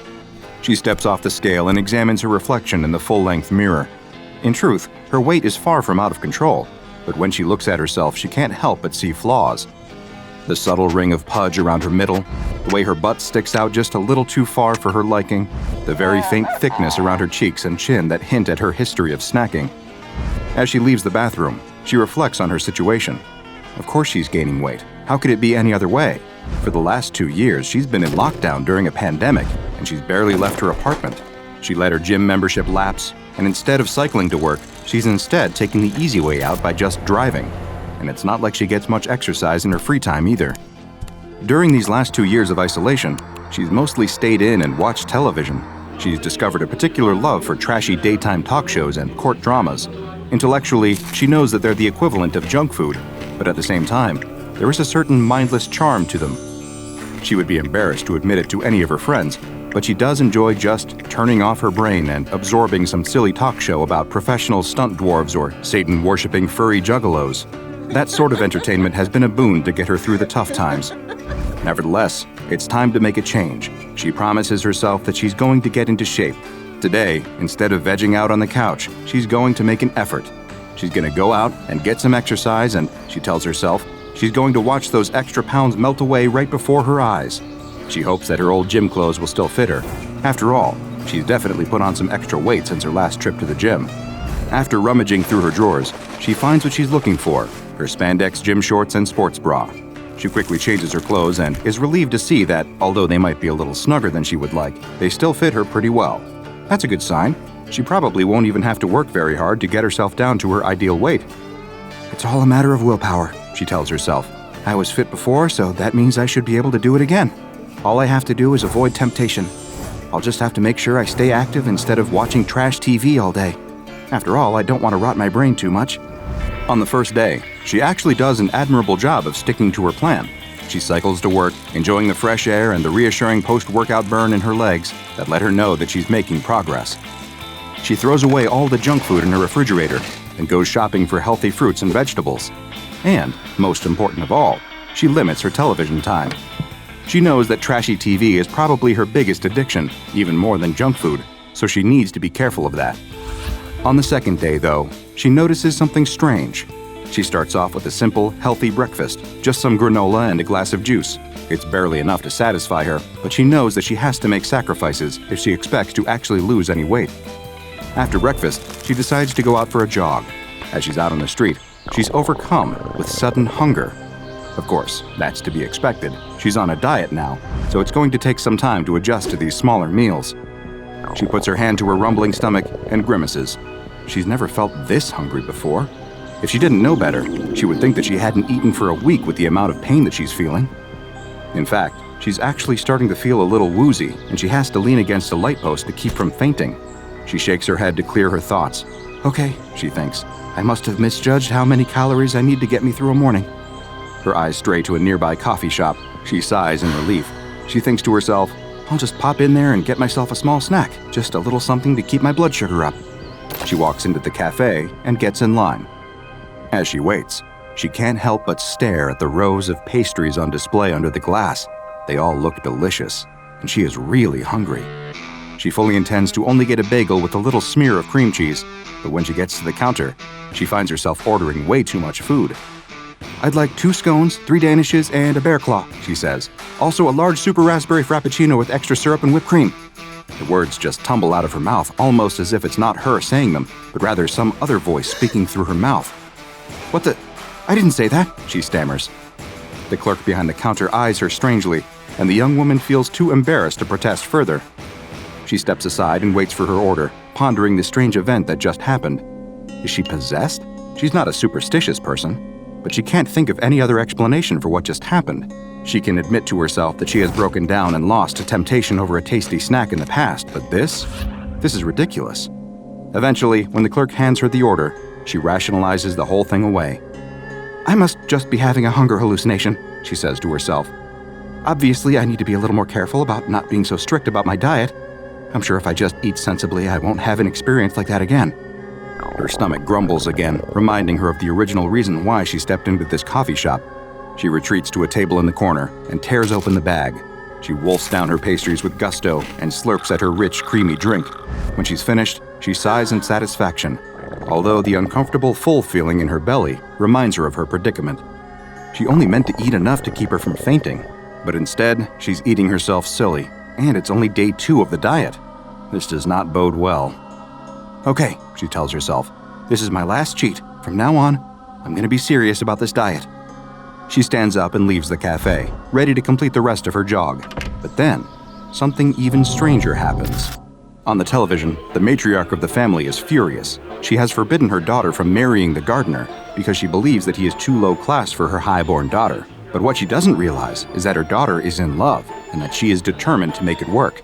The daughter and the gardener have eloped, and the matriarch is hiring a private detective to track them down.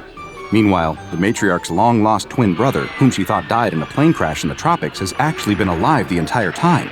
He has been in a South American hospital recovering from amnesia, but now he returns to the family estate, ready to claim his share of the inheritance. These events are all noted by the family's shady lawyer, who has big plans to usurp the family fortune himself. Unbeknownst to the family, he is actually secretly working for their mortal enemies and business rivals to destroy them. The young woman laughs, shoving a handful of potato chips into her mouth. "Oh man, I wouldn't want to be in their shoes now. That lawyer is playing them all like fiddles." Suddenly, she startles, as if she's just waking up. Where is she? Wasn't she just in that coffee shop? How is it that she's at home? And why is she eating potato chips? She was sure that she threw out all the junk food in the house. She must have bought a bag on her way back home from jogging, but she literally cannot remember it. And what is she doing now? Watching television and eating junk food? In disgust, she grabs the remote and shuts off the TV. She was supposed to be jogging, and instead, she's sitting at home and watching stupid soap operas. The thing that worries her the most is her apparent blackout. She remembers nothing about her trip home from the coffee shop, although the evidence of the potato chip bag indicates that she must have stopped at a convenience store or supermarket on the way home. How could she forget something like that? "I really must be having a blood sugar issue," she tells herself reassuringly, even though deep down, she knows that can't be the case. She had the blackout after eating the pastries at the coffee shop, so that can't be the cause. But she really doesn't want to think about that, so she puts it out of her head with a renewed promise to commit to her exercise and fitness program. Over the next few days, she makes a valiant effort to keep her promise. She cycles when she can, she jogs when she remembers, and yet, the blackouts continue. And no matter where she is when she loses her memory, she always recovers in the same place. Back home on her couch, always in the middle of eating some fatty junk food, always staring at the television set. Sure, she's always had an unhealthy television habit, and she knows that trashy talk shows and silly soap operas are her biggest weakness, but it doesn't make any sense that she would be seeking them out when she's in some kind of fugue state, right? As the weeks roll by, the young woman finds that her weight keeps rising. When she steps onto the bathroom scale, she's shocked to see that the dial points to 200 pounds. She's doing everything right, she thinks. How is that possible? How is it possible that she's ballooned up an extra 50 pounds since deciding to slim down? She can't fit into her old gym clothes anymore. She can barely tug the spandex shorts up to her thighs, and even if she could, she's afraid that they're going to split apart. In desperation, she switches to an old stretchy sweatsuit. It's the only thing that she owns that still fits her. "This is just a temporary setback," she tells herself as she stares at her bloated reflection in the bathroom mirror. "I just have to work harder." And she does. Or does she? When she goes to ride her bike, she finds that it's no longer strong enough to support her weight. She can't perch on the seat comfortably, and the steel body frame starts to creak when she rests her full weight upon it. She steels her resolve. Sure, it might be embarrassing to go out in public wearing an ill-fitting sweatsuit and riding a bike groaning under her bulk, but she really has no choice. This time, she's going to do it. And she probably did ride her bike to work, right? She's not sure. The next thing that she knows, she's back at home, spread across the couch, basking in the comforting glow of the television. The floor is covered in empty bags and cartons, and her face is slathered with crumbs and sauce. The last thing that she remembers is that she was just about to go for a bike ride, but now she's back at home, and it looks like she just completely ruined her diet. She lifts her arm with some effort and stares at her watch. She's lost almost a whole day. That's the longest blackout yet. She must have gone out cycling and made her way home, where she decided to reward herself for her strenuous efforts with a little snack. That's the only logical explanation. She tries to reassure herself that maybe she's past the worst of it, but she finds that these mysterious blackouts keep happening. They happen while she's at work, while she's at the gym, while she's out cycling, but she always comes to in the same place, sitting on her sofa at home, in front of the TV, surrounded by the debris of a massive meal. Again, she wonders if maybe she's having some sort of reaction to her new low-calorie diet. Maybe she's been cutting back so far on her food intake that she's starting to have fainting spells. Maybe her diet food is tainted in some way. But that doesn't explain why she keeps gaining weight. The scale in her bathroom doesn't lie. It keeps reporting higher and higher numbers, and as much as she tries to reassure herself that it must just be broken, her ever-tightening clothes and ever-widening reflection tell her otherwise. Her trips to the gym become less and less frequent, as she finds that other patrons have started to stare and whisper about her. Are they laughing at her for not being able to control her weight? Are they whispering about how her new flab is spilling from the confines of her sweatsuit? She can't even run on the treadmill for more than a few minutes without being completely winded, and she's too wide to balance on her bike now. The young woman has grown absolutely massive, to the point that she completely fills the whole couch. She chews her way through yet another bag of potato chips, her eyes never straying from the ever-chattering television set. She barely moves from the spot, her tremendous girth sinking into a permanent groove in the cushions as the couch springs groan. She barely notices, however, because she's much too intent on enjoying herself. She loves to eat, and every bite brings her untold joy, her taste buds tingling with delight. She is constantly full, so much so that she feels slightly sick, so bloated that she feels like she might just burst, but she's powerless to resist the siren call of junk food.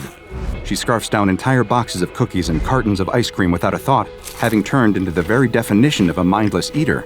Only occasionally does she rouse herself from this stupor of gorging, to reach for her telephone, to order more takeout or more grocery delivery, always choosing the most calorie-laden options. Other than eating, her attention is completely devoted to her television set. She watches a constant stream of daytime talk shows, laughing along with the studio audience as the hosts parade out an assortment of society's biggest freaks. Sometimes she'll switch the channel to watch soap operas, becoming so wrapped up in the ridiculous plot twists and melodramatic acting that she completely forgets the passage of time. Her bicycle stands propped against the wall in the hallway, completely forgotten and untouched now for months. At this point, all thoughts of losing weight have utterly evaporated, and all that she cares about is satisfying her appetites for junk food and junk television. One day, she suddenly shakes her head and looks down at herself in horror, as if seeing herself for the first time. "What the?" she says in disbelief. She drops her half-eaten carton of ice cream and grabs at her fleshy middle with her hands, as if to make sure that it's all her and not some kind of crazy dream. Her hands sink deep into her new flesh, and she realizes to her shock that indeed she has eaten herself into morbid obesity. "How is this possible? I can't be this big. I was only... Her words trail off as the sound of an organ sting from the soap opera on TV diverts her attention. Within seconds, her eyes have glazed over, and her hands move to pick up the dropped carton of ice cream.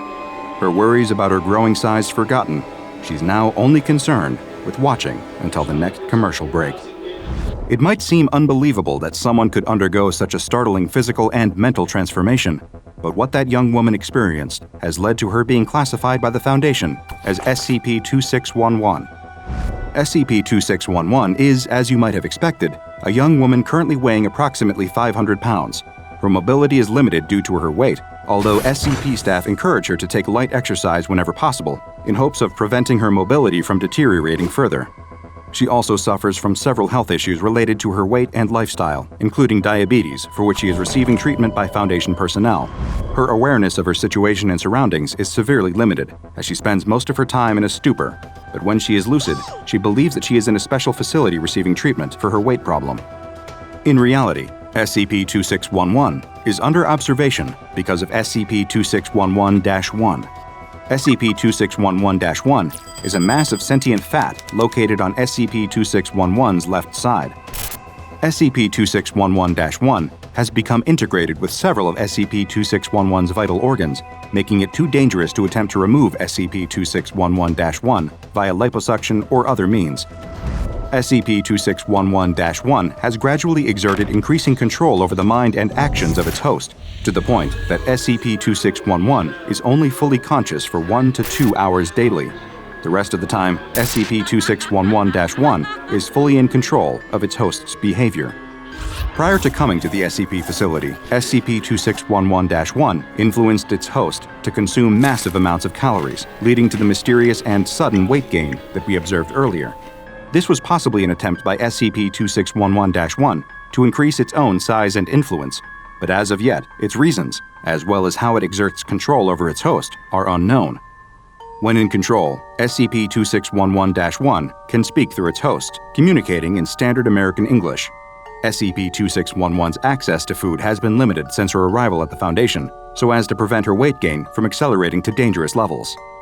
Other than eating, SCP-2611-1's main interest appears to be daytime television. Attempts to communicate with SCP-2611-1 have so far met with little success due to the anomaly's limited attention span for anything other than the minutiae of daytime television. In a conversation with one researcher, however, SCP-2611-1 let slip that it preferred daytime television to the programming watched by, quote, that other guy, suggesting that it lived inside a different host before it eventually took up residence within the body of SCP-2611. At another point, while in the middle of a conversation about a court drama, SCP-2611-1 suddenly announced, kill it now, I don't care if I die." Staff believe that this might not have been SCP-2611-1 at all, but rather the voice of SCP-2611 trying to break through the hypnotic control of her parasite to call for help. At this time, no drastic action is recommended until further observations can be made.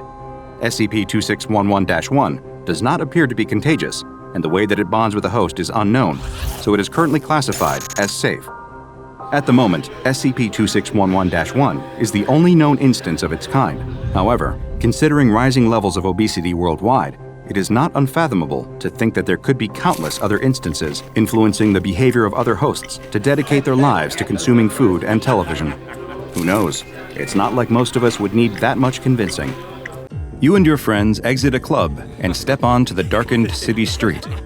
Everyone is in a happy and joyful mood. It's been a great night, one that you'll be reminiscing about with your friends for years. As you walk and laugh together, you don't notice the large man standing in front of you and almost run straight into him. You offer a quick apology and move to go around the man, but he steps in front of you, blocking your path. All of your friends grow quiet, and you finally take a good look at the man. The man towers over you. He is huge, with giant, elaborate tattoos wrapped around his bulging muscles that it looks like he may have gotten to cover up the numerous white patches of skin that are missing pigmentation. His face, though, is bright red and filled with rage. The man begins screaming at you, asking why you ran into him and calling you horrible names. Again, you try to apologize, but the man just keeps yelling as if he can't even hear you. He pushes you hard in the chest, and you fall back into one of your friends. Another steps forward in an attempt to defuse the situation, but the man punches him in the face, breaking his jaw. A melee ensues, though it could more accurately be described as a massacre. The man has gone ballistic and punches, kicks, and bites your entire group of friends. His strength seems unreal, even for someone as big and muscular as him. A large bouncer runs over in an attempt to break up the fight, but even he is no match for this tattooed giant. You've been on the ground since he shoved you, watching this insanity play out, but now, with everyone else lying on the ground bloodied and bruised, he turns his attention back on you.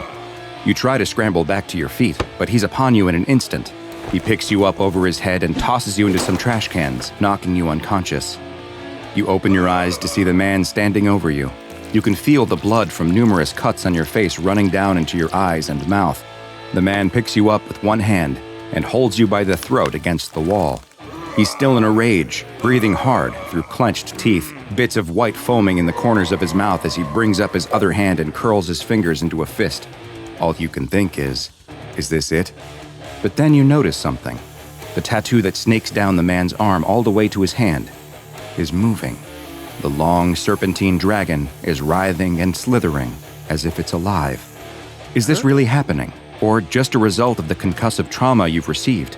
There's no time to consider it further, though, as the man pulls back and throws a punch right into your face. You can feel your nose flatten and break from the impact, which understandably distracts you from the bizarre occurrence that follows. Right as the man's bloodied fist makes contact with your face, the dragon on his arm seems to swim off of his skin and onto yours. Like a snake moving through water, it glides off his fist onto your face before sliding down your neck onto your body. There is a searing pain as it moves, like you're being poked with needles over and over. You scream from the pain, blood from your broken nose pouring out of your mouth. The man drops you to the ground and steps back. He no longer looks to be in a rage, and instead looks confused. He looks down at his skin to find that the tattoo is completely gone. A look of unbridled joy comes over his face, and he turns and runs away into the night, laughing with glee as he does so.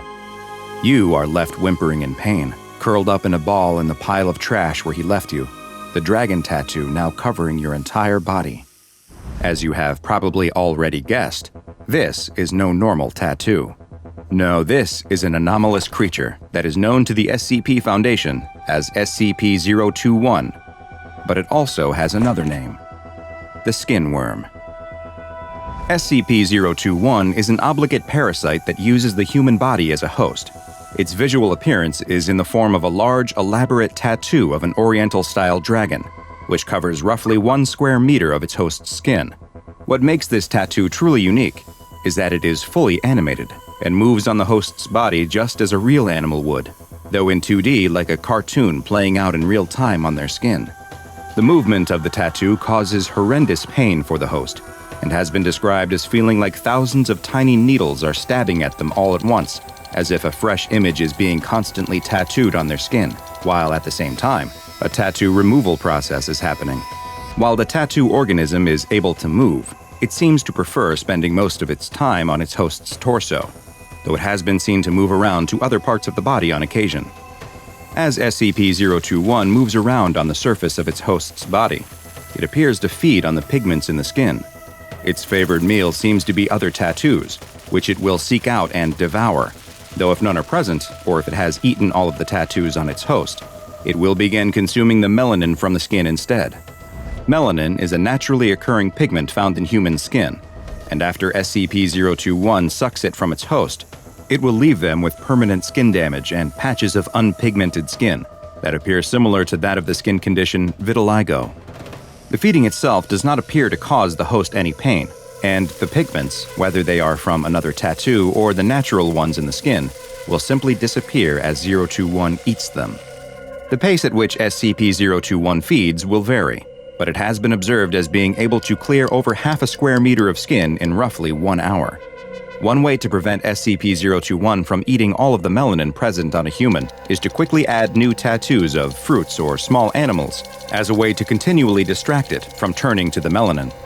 Thus far, outside of motion, the organism has displayed no elevated intelligence or the ability to communicate. It simply moves and feeds.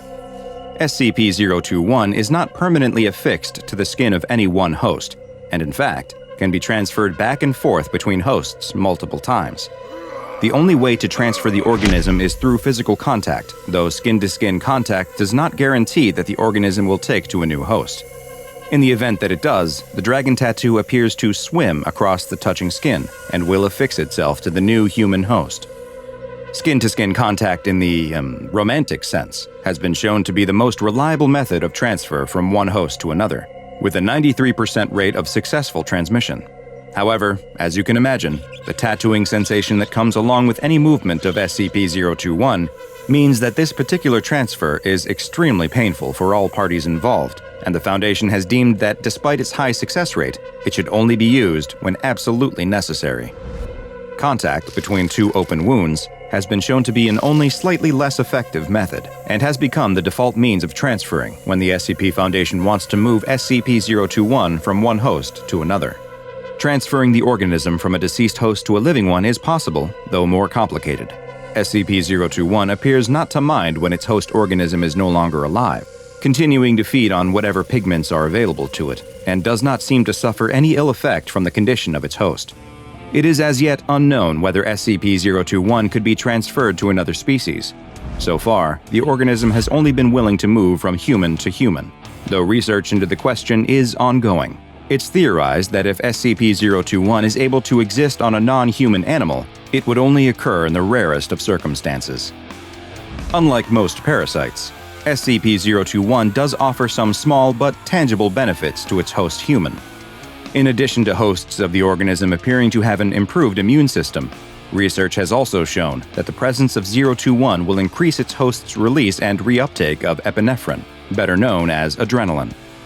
It will also decrease the buildup of lactic acid, which is what builds up in the muscles during activity and causes burning sensations and soreness.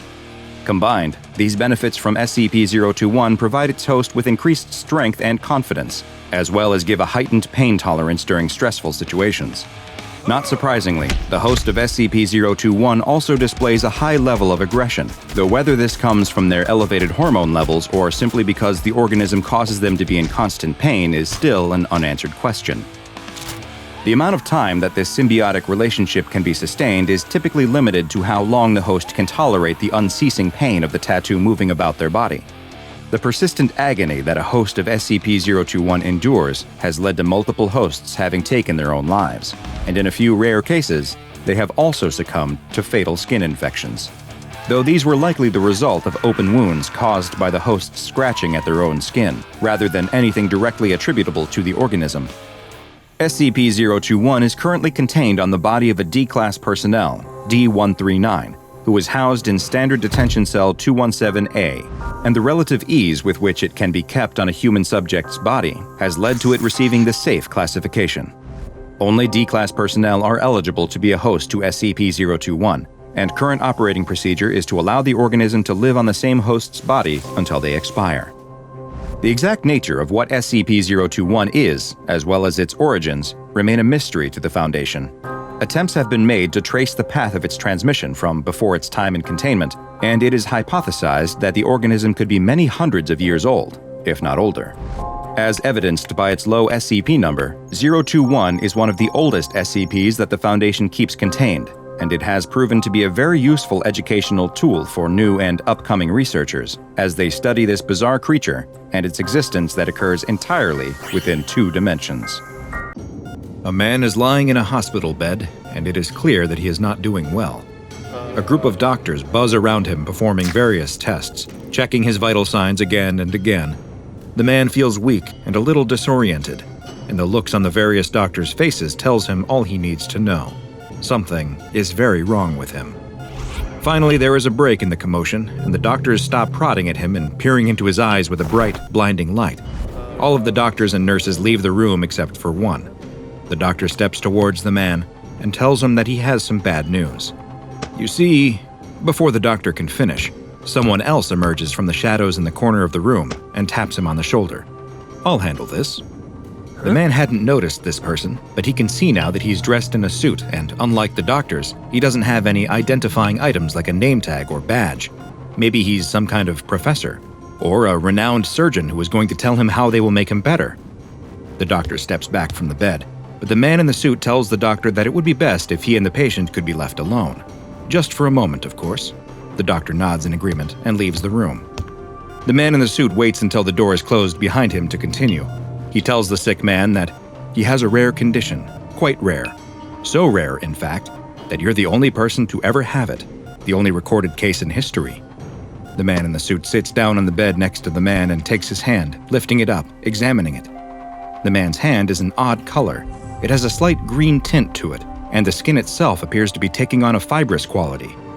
The sick man feels very tired, but he manages to whisper, "Are you a doctor? Are you going to help me?" The man in the suit responds, "Yes, I'm a doctor. Of sorts. A doctor and a researcher. I work for a very important organization, and I specialize in cases just like yours. Well, not exactly like yours. You're unique. Quite special, in fact." The sick man offers a weak smile. "I'm very lucky." "Oh yes, very lucky indeed. Well, not because of your condition, of course, but because I am here. You see, if it's all right with you, we'd like for you to come with us, to come stay at one of our facilities for a while. We can't promise that we'll be able to figure out exactly what's happening or why. But if we can, we have a much better chance of figuring out how to cure it. To cure you, so you can go back to a normal life. Do I have much of a choice? The sick man asks. Of course you do. It's completely up to you. I think this would be your best course of action, your best by far in fact, but we can't force you to do anything you don't want to do.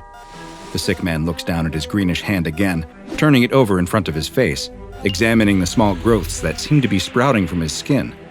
When do we leave? Right now, the man in the suit tells him. The nurses will come get you ready, and then we'll be on our way. The man in the suit leaves the room and closes the door behind him. Standing next to the door in the hallway are a pair of men wearing tactical uniforms like a SWAT team.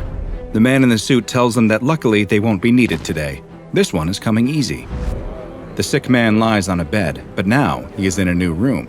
This one is even more sterile than the hospital, with cold concrete walls and harsh fluorescent lights.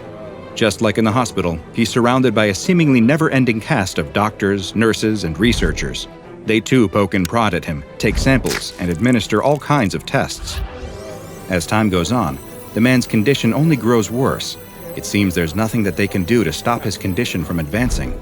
The green color spreads across his body, and his skin soon becomes woody and stiff. If he sits in one place for too long without moving, tiny fibers emerge from his skin, like probing roots looking for soil. All the while, the man grows weaker and more fragile. Even the slightest movement seems to cause him great pain. The doctor who originally brought the man to the facility gathers with a small group in the observation room next to the man's containment cell. They discuss the results of a recent test, which showed that much of the melanin in his skin has somehow been replaced with chlorophyll, and that the fibrous quality of his skin is being caused by the appearance of cellulose around his cells. In other words, he isn't just starting to look like a plant. He's truly becoming a plant. And there doesn't seem to be anything they can do to stop it. Try as they might, they haven't found a single clue as to what is causing the man's condition, or how to treat it. The man, though, seems strangely at peace with his fate. He's told that they're going to allow him to live, whether that be as a man or as a plant in containment, for as long as he can stay alive, and that he will be well taken care of to make the whole process as comfortable for him as possible. Even though they failed to find a cure for his anomalous disease, they will do everything in their power to make sure he doesn't suffer. A tragic yet familiar tale for the SCP Foundation. A normal person is subjected to an abnormal situation that completely changes their life, and not for the better. At least in this situation, the Foundation appears to have shown a rare glimpse of their own humanity, opting to make this safe class anomaly's existence as painless as possible, rather than force it to endure a lifetime of painful tests and studies. Or at least that's what you've been led to believe. Unfortunately, everything you've just seen about SCP-1500 is a lie. Those with Level 3 clearance, though, can learn the truth, which is that SCP-1500 is actually an extremely dangerous anomaly, whose true identity must be hidden from even the majority of the Foundation, for reasons you'll soon learn. SCP-1500 is not a man suffering from a condition that causes him to slowly transform into a plant-like being, but is actually a greenish-gray, smooth-skinned humanoid with no facial features at all. Its limbs are long and multi-jointed, and its abdomen is highly distended. The skin is exceptionally durable and tough, and though SCP-1500 has no visible sense organs like ears or a nose, it still appears to possess senses that are roughly equivalent to an average human's. The entity is incapable of speech, owing to its lack of a mouth, and it has not shown a need to eat, breathe, or sleep at all. In addition to the strange appearance of SCP-1500, its primary anomalous effect is the impact it has on any human that comes within its line of sight, or rather what would be its line of sight if it had any eyes. Those that do find that they will soon begin experiencing headaches, nausea, and an overwhelming sense of dread. These symptoms will increase over the next several minutes, with the headaches becoming more and more debilitating, and the feelings of nausea and fear growing until eventually the subject passes out. They will remain unconscious for roughly 15 seconds, after which they will awaken and claim to have no memory of ever being exposed to SCP-1500. But something else strange also happens to the subject after waking. When asked to describe the creature known as SCP-1500, they will no longer remark on its faceless head or long twisted limbs. Instead, they will describe the creature as being an average-looking Caucasian male. Even stranger is that to them, it now has a name, Zachary Callahan. In further interviews with subjects exposed to SCP-1500, it became clear that many of their memories had been reshaped to now include the entity in its human-looking Zachary Callahan form. They would often describe him as a close friend from childhood or early adulthood, and one that played a significant role in their lives. They also claim that they are perfectly capable of communicating with Zachary Callahan, able to carry on conversations with him, while all the observing researchers will see is an apparently one-sided conversation between the subject and the featureless gray-skinned creature. While Foundation personnel have found that they are able to remove the false memories from the subject's minds through the use of amnestics, they have yet to be able to reverse the effect that causes the subject to see SCP-1500 as a human being, and everyone who has been exposed continues to see the entity as Zachary Callahan forevermore. It is still unknown what kind of long-term effects this exposure may have or how dangerous to their mental or physical health it will turn out to be. Even more concerning is that evidence has emerged that SCP-1500 may be able to affect more than just those in its immediate presence. Recently, a United States senator was giving a televised speech on a rather uninteresting topic. The speech started out normal enough, but then the senator began to relay an anecdote about a childhood fishing trip he had taken with a friend. You won't be surprised to learn that according to the senator, the friend's name was none other than Zachary Callahan. Investigations into the senator's background concluded that there was no person by that name of the appropriate age in the area where he grew up. It was also discovered the senator had suffered an especially bad migraine at a dinner party the week before the speech. Further research into SCP-1500's memory-altering effects have also revealed that they might just be more intrusive than first believed. Rather than simply appearing as an old friend, subjects exposed to 1500 have begun to report that Zachary Callahan actually played a much more prominent role in their lives, either as a close relative, a parental figure, or even a former lover. In each of these cases, the subjects described their feelings for Zachary Callahan as ones of adoration, and that he made them feel protected and loved. Most troubling of all is a recent addendum to the SCP-1500 file, which describes the very latest research on the anomaly and its effects. It is now estimated that as many as 23,000 people all across the world have been affected by the creature, with the idea of Zachary Callahan implanted into their memories. It is unknown why it is trying to spread its influence so far and wide, but one clue that may point to a nefarious purpose is that it seems to be disproportionately targeting political and military figures, as well as SCP Foundation personnel. Following these new developments, classification of SCP-1500 to Keter was requested and granted. Due to the risk that SCP-1500 poses through its anomalous effects, and its powerful ability to influence those in positions of great power, it is permanently kept in a modified humanoid containment cell at Site-17. No personnel are allowed to enter into its containment chamber under any circumstances, nor are there security cameras in its cell. A false containment document describing a human male with an anomalous plant-like effect was placed in the database in order to deter further investigation into the real SCP-1500. And any personnel who experience painful, persistent headaches are immediately transferred away from Site-17, while any who attempt to breach containment are immediately terminated.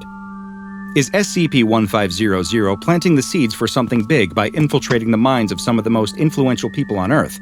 Or is it merely looking for a connection, as it takes on a form that it wishes it could have, in the only way it can, inside an imagination? Perhaps one day, we will know the answer. The car screeches to a halt, the door swings open, and the doctor tumbles out. He lands on his hands and knees in the dirt and throws up the few remaining drops of stomach acid left in his system. He's put his hand in something sticky. He can feel an insect wriggling under his palm.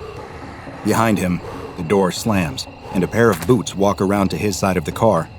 The translator accompanying him does not offer a hand to help him up. It had been a long car journey with many similar stops. Fortunately, this was the last. The doctor gingerly gets to his feet and takes in his surroundings. He finds himself in a small village hidden amongst thick trees. He's not sure what time it is anymore. The flights, time zones, and car journeys wrought havoc on his circadian rhythms. He knows he is in China, somewhere very remote and very rural. He'd tried to look it up with the maps on his phone during the journey, but he'd lost signal a long time ago. One thing is clear, however. It is the middle of the night. The car's headlights are the only light source in the village. No one comes out to greet them. The doctor brushes himself off and turns to his translator. The man nods towards a small hut near the back of the village, just beyond the headlight's reach. His translator is a man of few words, both ironic and deeply unhelpful. The doctor does not know a word of Mandarin himself. In silence, the two men approach the hut. The doctor reaches out to knock, but his translator has already pushed the door open. Inside, there is just the dim light of a lamp. Almost everything is covered in shadow. It is almost dark enough that they can't see the cobwebs. Almost. Silken strings drape themselves over every surface, wall, and item in the little hut. It's impossible in places to even see what item of furniture is hiding beneath all of the webs. The translator reaches out to touch one of the webs in fascination, but the doctor grabs his hand, shaking his head. He hands the translator a face mask and a pair of disposable gloves.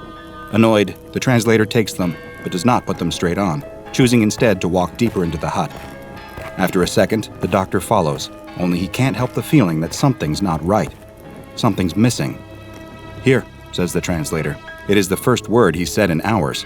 He's standing behind a little curtain looking down at something, as the doctor joins him there and almost retches from the stench.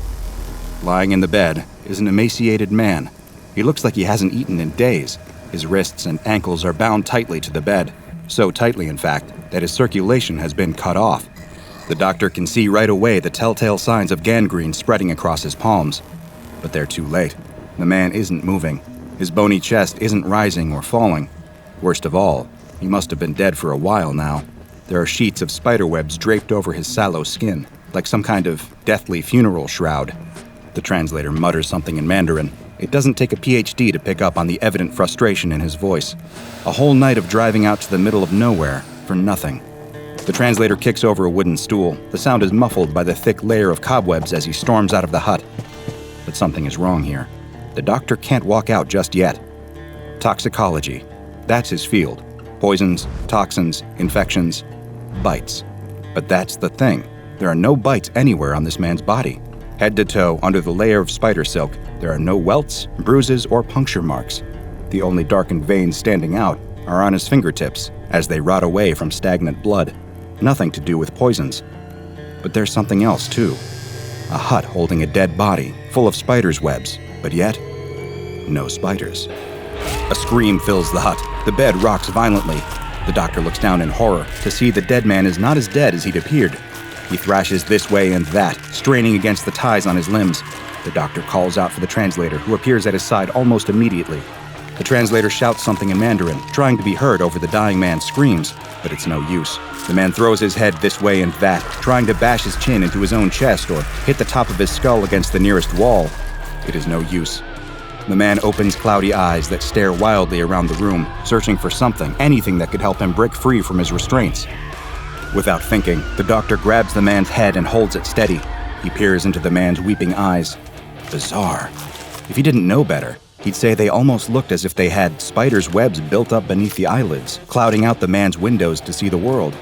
Small, silvery balls of thick liquid gather in the corners of them, too dense, too murky to be tears. From somewhere beneath the haze, the man's pupils find the doctor's. In an instant, his body falls still. It is almost as if he relaxed, completely.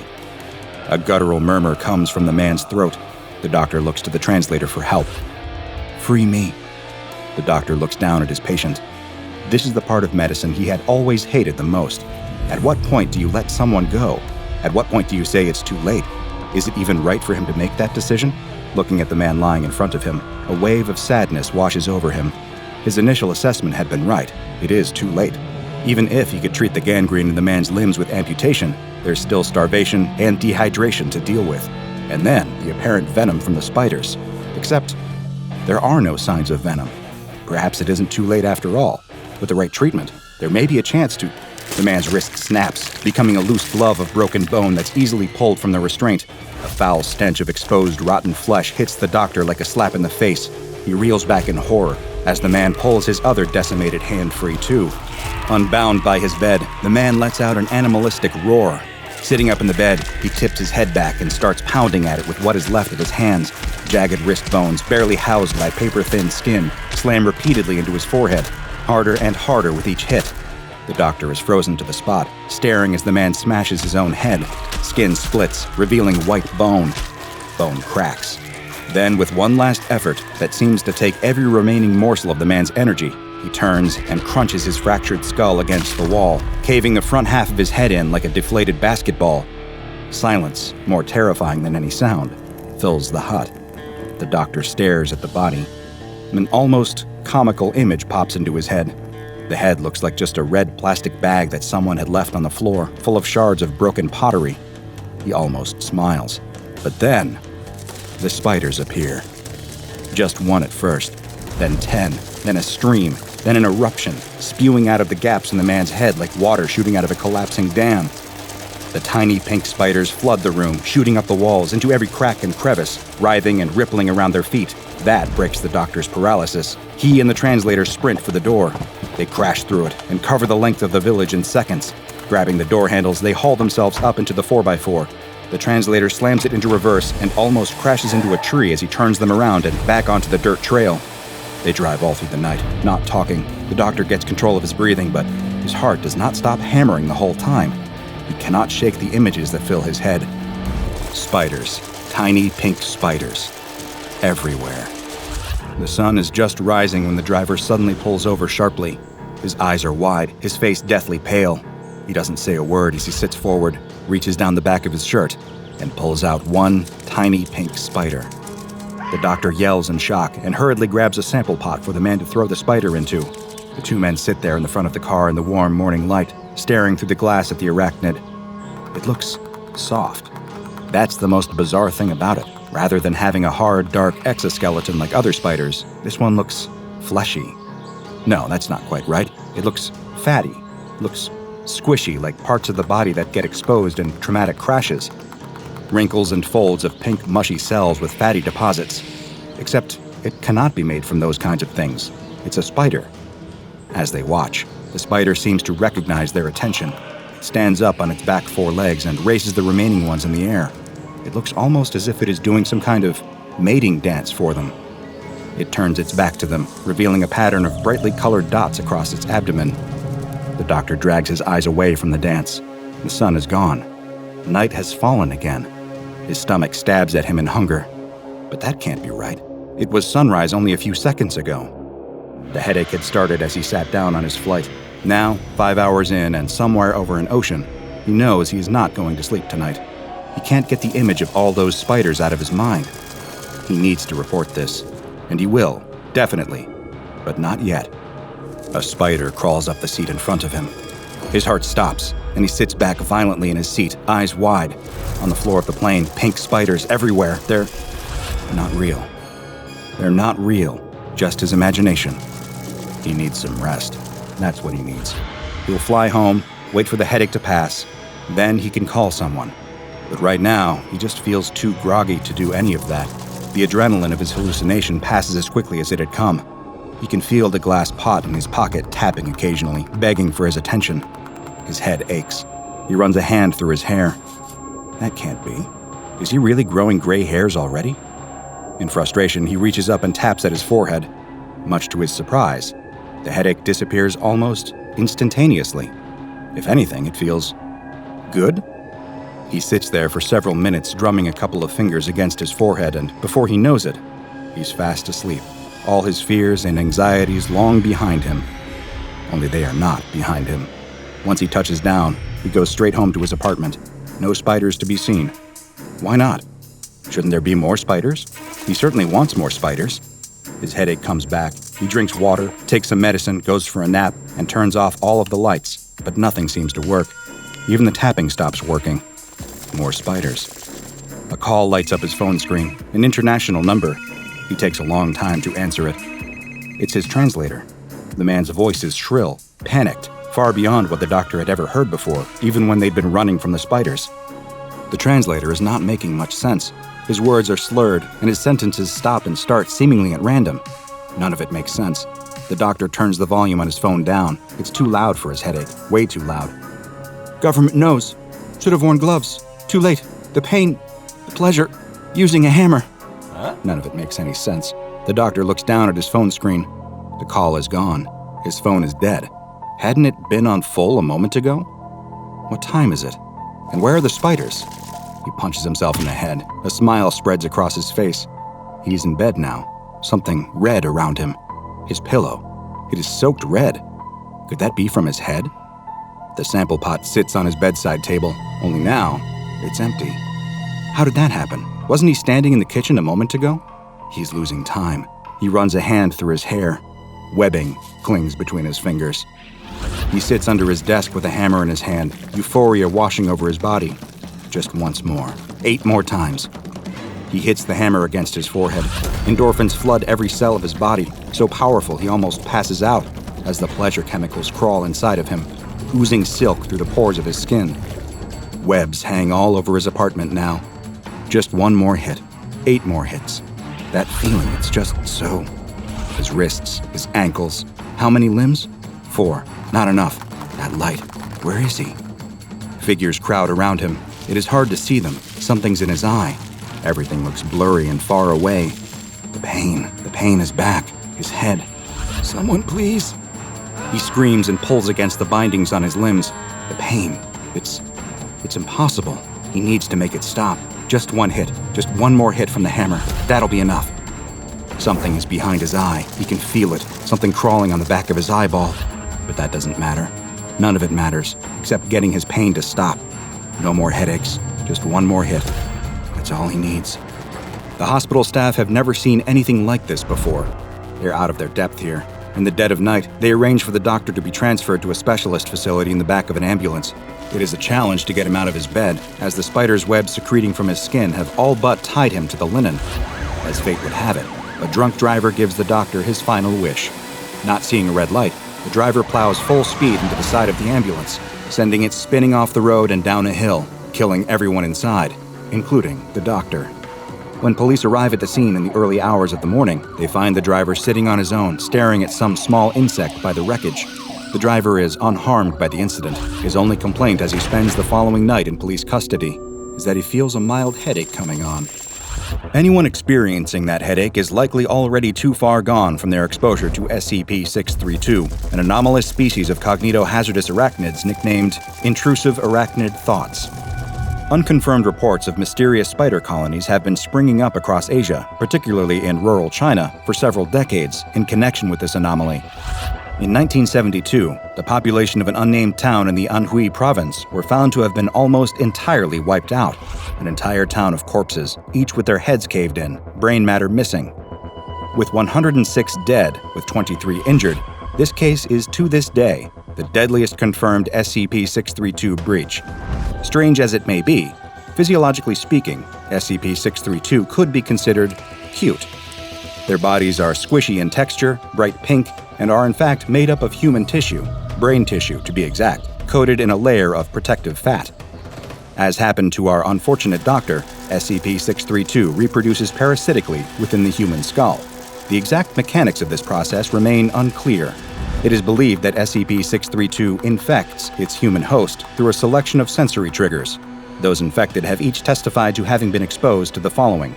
Firstly, viewing the pattern on SCP-632's abdomen exposed during the dance that the spiders often do under observation. Secondly, making physical contact with SCP-632. And lastly, through exposure to as yet unidentified chemical compounds secreted by the older SCP-632 instances. This is where luck was not on our doctor's side. He was smart enough to wear gloves during his encounter with SCP-632 in China, which may have been enough to protect him from being infected. However, upon his arrival as he fell out of the car, his hand landed directly in an SCP-632 web housing a solitary live spider. If he had remembered his car sickness tablets, this could have all been avoided. Within 3 hours of initial exposure to SCP-632, the subject will start to experience mild headaches, followed by an uncanny sensation that their skin is growing silk. During this period, MRI scans have found that small filament-like structures start to form within the host's brain tissue. As these filaments multiply and spread throughout the brain, the subjects report developing an obsession with spiders. The brain tissue steadily deteriorates, leading to changes in personality and mood, as well as irrational behavior. Over the coming days, the headaches grow more severe as the filament cells press against the blood vessels lining the inside of the skull. Subjects find that they can relieve this sensation by tapping or hitting their forehead, replacing it with a pleasurable feeling as the filaments release endorphins upon impact. This is part of the sinister final act of SCP-632's reproduction. After 6 to 7 days, as the host's headaches worsen, they find they have to hit their skull harder and harder to alleviate the pain and get that chemical high. Eventually, driven mad by the pain inside their head, they crack through their own skull. At this point, all of the gestating spiders that have been forming within the filaments in their brain, estimated to number between 80 and 200, can escape through the opening. Because of its unique containment difficulties caused by its cognitohazardous properties, SCP-632 has been given the Euclid Object Class. There is currently one live colony of SCP-632 stored in the Biological Containment Wing of Site-52. The colony is housed in a small enclosure measured 20 centimeters by 40 centimeters by 20 centimeters and sustained on a diet of insects and water supplied through a vacuum chute. All personnel that work in proximity to SCP-632 are regularly screened. Physical contact with any SCP-632 is strictly prohibited, and all personnel are required to wear protective equipment and respirators at all times while handling live or deceased specimens. They keep a close eye on anyone developing any symptoms, especially headaches, the feeling of silk on the skin, or intrusive arachnid thoughts. It's never a nice feeling waking up lying amongst shards of broken glass in the middle of the road. The dawn sky above the biker looks almost peaceful. It's as if nothing had gone wrong at all, as if everything is right in the world. But slowly, the throbbing pain washes into his helmeted head, and the sound of the traffic surrounding him rises in his ears. A sea of onlookers gathers around as the cars blast their horns.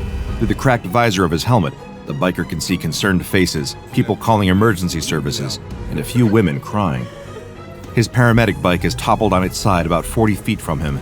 There are long black tire marks running up to where it lies, smoking slightly on its side. With a groan, the biker sits himself up and shakes his head. Bad idea. Looking around, though, it seems he's the only one injured. His bike had gone into the front of a car at the junction. The occupants of the car stand by nervously, offering him whatever little assistance they can. But there's no time for that, the biker suddenly realizes. He looks down at his watch frantically. It's 12:03 p.m. There's not enough time. He rushes over to the bike as fast as he can and lifts it back upright. A couple of onlookers try to grab his arms, trying to sit down to rest, but he can't. There's no time. He has just 3 minutes to get to St. Mary's Hospital in central London. Right now, he's at the junction outside Baker Street Station. He can still make it on time if he gets on his bike and goes now. The biker swings his leg onto the bike and kicks it into life. He takes a deep gulp and looks over his shoulder at the box on the back of his bike. He can't risk opening it here. The damage may already be done. But if the heart is still alive in that box, it is the only chance that a 10-year-old boy has for a normal life. If he doesn't get to the hospital in the next 3 minutes, his life could be over. The school children stand in a circle, looking down at the dead bird with a morbid fascination. Do you think it's alive? No way. The boy in the middle of the group goes to pick up a stick. With an air of false confidence, he walks up to the bird and gives it a prod. It makes a squelching noise. The other kids all reel in shock, making retching noises and laughing about it. It's only when their teacher comes out to call them inside that the group disperses, leaving the animal carcass alone, sitting at the edge of the playground, outside the view of boring adults. Each passing day, the kids wander over to the bird's body. It's kind of the best biology lesson they've ever had as they watch the animal slowly decompose. At first, its body just shrinks, goes flat almost. The feathers start falling out, and it loses all of its color. Then it starts to get puffy. Different parts of its flesh bulge out in weird places, as if they're being inflated like a balloon animal at someone's birthday party. But then, the maggots come. There are only a couple of tiny white crawling wrigglers in the bird's body at first, but a couple of days after that, it's infested with them. The creepy crawlies wriggle all over the body. But as the boy looks down at the dead bird, he spots something very peculiar, something they haven't seen in a biology class before. There's a red maggot, wriggling and crawling in amongst the rest of the creepy crawlies. It squirms like the rest of them, but even over the course of the school day, it quickly grows larger than any of the others. What do you think it is? The boy stares at it. It looks like a worm. And a worm is exactly what it was. The next day, when the kids return, they see that the red maggot is now much larger than any of the others feasting on the bird. With a slightly translucent body, cherry red coloring, and small white speckles on its skin, it looks unlike anything they've ever seen before. Actually, not unlike anything they've ever seen before. It looks exactly like something that all the kids recognize very well. In fact, one of the kids has a bag of them right now that he's chewing on. A candied worm. The kids stare in curiosity, first at the bag of candy that their friend has in his hand, and then down at the worm, slowly eating its way through the decomposing bird. As far as their eyes can tell, the two things are exactly the same, except of course that the one eating the bird seems to be alive. Kids being kids, the next thing that happened was sort of inevitable. One dares the boy to eat it. He almost retches in disgust. There's no way he's even touching it. And then, another one of the children throws down the poison chalice and dares him. The boy stands there nervously. He knows that he's not allowed to eat worms. That had been a lesson ingrained in him from a very young age. But his mother isn't here right now, and this thing doesn't look like any kind of worm that he's seen before. It almost looks a bit tasty. In exchange for eating the worm, another one of the children promises he'll give him 5 English pounds. The kids around the circle gasp. That's a lot of money. None of them have even got 2 pounds on them, let alone 5. Think of all the sweets you could buy with that kind of money. But the boy is adamant. He puffs his chest out, he stands up tall, and he nods firmly. 5 pounds, or he wouldn't do it. After some intense schoolyard debate, the deal is sealed. As the boy lies in bed that night, staring at the ceiling and grumbling, he knows that he is not happy about what his friends have done to him today. He's going to get them back for this. Only he's getting a bit of a tummy ache. Getting is the wrong word. He's had a tummy ache for most of the evening. What he's experiencing now is heartburn. It feels as if something is crawling in his chest. The boy just ignores it. It's probably just his worries about the worm inside of him. He chewed it up pretty well. There's no way that it's still alive in him, surely. His uneasy sleep is punctuated by rotten dreams. Dreams in which he finds himself lying on the floor and his playground lying on the ground at school, unable to move as people gather around him to poke him with a stick. He feels his skin covered with maggots. They even crawl across the surface of his eyes. In his chest, there's a searing pain. The boy wakes with a start as he feels his heart pounding, thudding against his ribs. It's agonizing. Adrenaline courses through him as he sweats off his face. Crying out for his mom, the boy lies there in bed, feeling the heart attacking his system. When you decide to become a surgeon, you have to accept that you're not going to get very much sleep most nights. In fact, it's more than that. You have to not only accept that you won't get much sleep most nights, but you also have to be at your absolute best when you've had no sleep and it's the middle of the night. With over 40 years under his belt, the surgeon doesn't need coffee anymore, even when the junior doctor offers it to him as he strides toward the operating theater. Instead, he asks them to fill him in on the situation. Who's his patient? What's going on? What needs to be done? The doctor accompanying him reads the notes in a calm but hurried voice. They haven't got much time on this one at all. At any moment, the boy's heart could give out. The surgeon asks what's wrong with the organ, and the doctor looks at his notes in apparent confusion. Apparently, over the course of the night, the boy has suffered a 72% reduction in the mass of his heart. The surgeon stops just on the other side of the door. He doesn't want to have this conversation in front of his whole team. He whispers to the doctor in a terse voice, What kind of infection does this boy have that his heart has undergone that rapid of a deterioration? It's not an infection at all, sir. Well, sir, it's a worm. The doctor holds out a sheet to him. The surgeon takes it from him. He looks down at the x-ray to see a scan of the boy's chest cavity. It doesn't look so bad. There's a hole in the heart for sure, but the surgeon has encountered worse in his career. This was taken when the boy was first admitted. The doctor hands the surgeon a second x-ray. And this was taken just 1 hour later. It is barely recognizable as a human heart.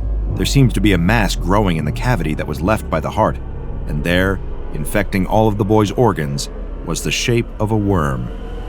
The biker weaves his way through the traffic down on Marylebone Road, eyes darting frantically in all directions. He may have a concussion, and he may not be allowed to drive at all right now. In fact, he knows he definitely isn't, but he is under strict instructions. This heart needs to get to St. Mary's Hospital before it's too late. The bike careens around the corner and skids to a halt outside the emergency doors. An ambulance team in front of him is trying to help an old lady out of the back of their vehicle, but the biker doesn't have time for them. He grabs the organ box from the back of the bike and races into the building. It takes all of his remaining concentration to navigate through the maze of hospital corridors on his way to the operating theater. On a better day, he'd be able to do this with no problem, but with his head injury, he can see the lights starting to blur all around him. Ward 6, Ward 7, Ward 7A, Ward 7B. He runs as fast as his heavy boots will allow him, feeling that energy draining from his system. He can't look at his watch. He can't check the time. He just has to find this boy. Operating theater, there, right up ahead of him, just a couple of 100 feet. There's a doctor waiting outside the door who looks up at the sound of his footsteps. The biker rips his helmet off and holds out the box with a heart in it, panting heavily. It's the moment of truth. Is he too late? The doctor looks shell-shocked, not at the biker's arrival, but clearly at something else she's just seen. The man starts to explain, but runs out of words, and instead beckons the biker to follow him into the observation room. There, the two of them stand looking through the glass at the little boy lying on the operating table with the surgeon standing over him. There's something in the air. The biker sniffs, confused. Can anyone else smell sugar? Next time you open a packet of candied worms, take a second to look through the little creepy crawlies in the bag. Perhaps poke a couple of them, just to see if any of them are moving. You can never be too careful. If you had told the parents of that young boy on the night when their son woke up with heart palpitations, telling stories of eating a worm at school, that the only health concerns he would have going forward were mild diabetes and a slightly raised level of blood sugar, I'm sure they would have been thrilled to hear it. You see, SCP-839, commonly referred to within the Foundation as candied worms, is much scarier on the surface than it is underneath. Not only does this SCP resemble your usual candy worm, but its body is actually composed of sugar flavorings and colorings, roughly equivalent to what you would find in most convenience store candy aisles. Each instance even has a small raised bit of writing near the tail specifying which flavor it is. While the origins of these worms are yet to be determined, cases have sprung up across much of the Western world, with higher numbers reported in areas with higher levels of diabetes. There seems to be a parallel between high-sugar diets and the presence of SCP-839. Whether they are of man-made or other origins is yet to be determined. That is not to say that SCP-839 cannot survive outside of human populations. This SCP in the wild primarily feeds on decomposing organic matter and is capable of sustaining itself on a purely vegetarian diet. However, when ingested into the human body, SCP-839 will target specific organs and burrow its way towards them. The organ in question depends on which color candied worm the SCP instance is. For example, the red cherry-flavored candied worms will burrow towards the heart and consume that, while the blue raspberry ones will instead feed on the human's kidney. One would expect the health consequences of this feeding to be severe. However, as the SCP feeds, it will also change its own shape and chemical composition until the worm itself becomes a substitute organ for the one that it is consuming. However, this substitute organ is not a perfect replacement, as other health consequences are derived from its presence. For example, the green apple-flavored SCP-839-3 targets the eye and replaces it with a jelly-green version of the human eye. While this eye is mostly capable of sight, subjects have reported mild hallucinations and blurriness of vision, as well as a greenish tint to how they see the world. Fortunately for the Foundation, SCP-839 reproduces sexually, meaning that individual instances require a partner in order to have offspring. This has made containment of this SCP much more feasible. Though they are a relatively low-priority entity in the broader scope of the Foundation, there are no known cases as of yet of any SCP-839 infections leading to death or serious chronic illness. Therefore, any instances that are captured by the Foundation are sent to Storage Site 839-1, where they are kept in a glass housing and regularly fed a diet of plant matter each day. Here, their reproductive activity can be closely monitored and controlled based on what research is needed. Those infected with SCP-839 instances can continue to live long and healthy lives, with only minor health complications arising. Therefore, the Foundation is comfortable allowing a reasonable number of cases to go unexamined in the world. So, like I said, for next time you open up a bag of candied worms, maybe just give them a quick poke. You could be saving yourself a trip to the hospital and a lifetime dependence on insulin. The boy screams as his body transforms. His bones warp and twist as feathers emerge from his pores, and his skull sharpens into a long, hard beak. He's in a living nightmare. And who could have guessed it all started with an innocent attempt to play hooky? It's an ordinary Monday morning, and all over town, children are waking up and reluctantly dragging themselves out of bed for school. Some are oversleeping, hitting the snooze on their alarms, and getting a bit of extra shut-eye before their exhausted parents notice, wake them up, and rush to get them to school before the first morning bell. In one particular bedroom, a young boy is awake but still in bed, brainstorming as fast as he can. He is determined to skip school today however he can. He usually doesn't mind school very much, But today, all he can think about is the math test he didn't study for, and the mean classmate who likes to knock his books out of his hands. But he can't just ask to skip school for no reason. He has to come up with a plan. He runs to the bathroom, splashing hot water in his face to give him a flushed appearance and a warm forehead. Then he hops back into bed and begins to loudly cough and sniffle until his mother comes to check on him. He complains that he doesn't feel well enough to go to school, and, sure enough, when his mother feels his forehead, it is hot to the touch. She agrees to let him stay home from school for the day, provided he stays in bed and gets plenty of rest. He promises that he will, and she leaves to go to work. On her way to work, the boy's mother remembers that there isn't much for him to eat while he's home alone all day. At least, there isn't much that he would want to eat while he's sick. She decides that she can be a little bit late to work for the sake of her son's health, and pulls into a nearby grocery store. She rushes out of her car and into the store, making a beeline for the soup aisle. She reaches for her usual go-to brand of chicken noodle soup, but finds the shelf completely bare. That's right, it's flu season. Of course, the soup is sold out. Oh great, this is exactly what she needs. A sick kid at home, 1 can of chicken noodle soup left at the store, and the machine won't even scan it. She smacks the side of the machine in frustration, and the screen reads invalid code, transaction canceled. With a heavy sigh, she glances over her shoulder. No one is watching. She tried to pay for the can to do the right thing, but the machine wouldn't let her. So she grabs the can and runs out of the store before anyone can spot her. While his mother is out, the boy is at home raiding the pantry for snacks to sate his not at all sick appetite. He fills up on Oreos and toaster pastries, cheesy crackers, and chips. When he hears his mother's car pulling into the driveway, he quickly wipes the crumbs from his face and jumps back into bed, just in time for his mother to find him there, resting like he promised he would. She gives him a kiss on the forehead and tells him that she'll heat up some chicken noodle soup for him to eat.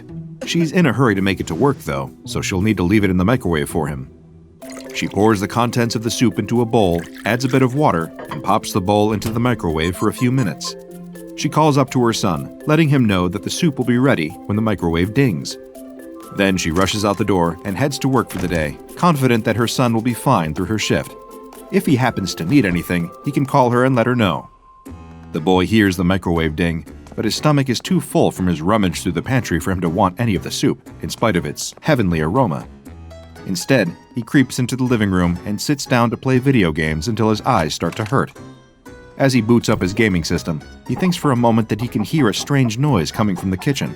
A soft, clucking sound, like the chickens he saw on his grandparents' farm. But he quickly forgets about the sound as the screen lights up, and he disappears into the world of his favorite game. He plays for hours, until the grumbling of his stomach interrupts his concentration. He's suddenly very hungry, and remembers the soup his mother left in the microwave. It is certainly cold and unappealing by now, but he can just reheat it first. He punches the buttons on the microwave and waits for the soup to be ready. Again, he can hear strange noises coming from the microwave, but he doesn't think anything of it. The microwave dings, and he pulls out the bowl of soup, grabs a spoon, and digs in. A little while later, the boy's mother pulls into the driveway in a panic. She left work early when her phone rang with a call from her son. She answered, asking what was wrong, but he wouldn't answer her. All she could hear on the other end was rustling, heavy breathing, and some pained grunting. Fearing the worst, she drove back as fast as she could, running several red lights along the way. Now she fumbles with her keys as she unlocks the door, terrified of what she will find. She grips her phone in her other hand, thumb hovering over the buttons, ready to dial 911 if the situation calls for it. She pushes the front door open, calling her son's name. He doesn't answer, and her stomach drops. Suddenly, she hears the loud thud of something heavy being knocked to the ground. Something is terribly wrong here, and even though she might find her worst nightmare, she has to face whatever is waiting for her inside. She runs into the kitchen and finds it a mess. The bowl of soup is shattered on the floor, congealed, cold soup pooling on the tile. The kitchen table is turned over on its side. The kitchen chairs are in disarray. But the strangest sight is the dozens of tiny, white, fluffy things on the floor, counters, and furniture. She picks one up for a closer look and finds herself even more confused than before. It's a feather. They're all feathers. She calls her son's name again, praying for a response. This time, she receives one, though not the one she hopes for. She hears the sound of shuffling footsteps up above, followed by a strangled sound like a scream caught in someone's throat. She sprints up the stairs as fast as her legs can carry her, throwing open the door to her son's bedroom. There, she finds him. But this is not the bright-eyed boy that she left behind when she left for work. His arms are covered with a thick layer of white feathers, the same feathers that are beginning to poke through the skin of his face.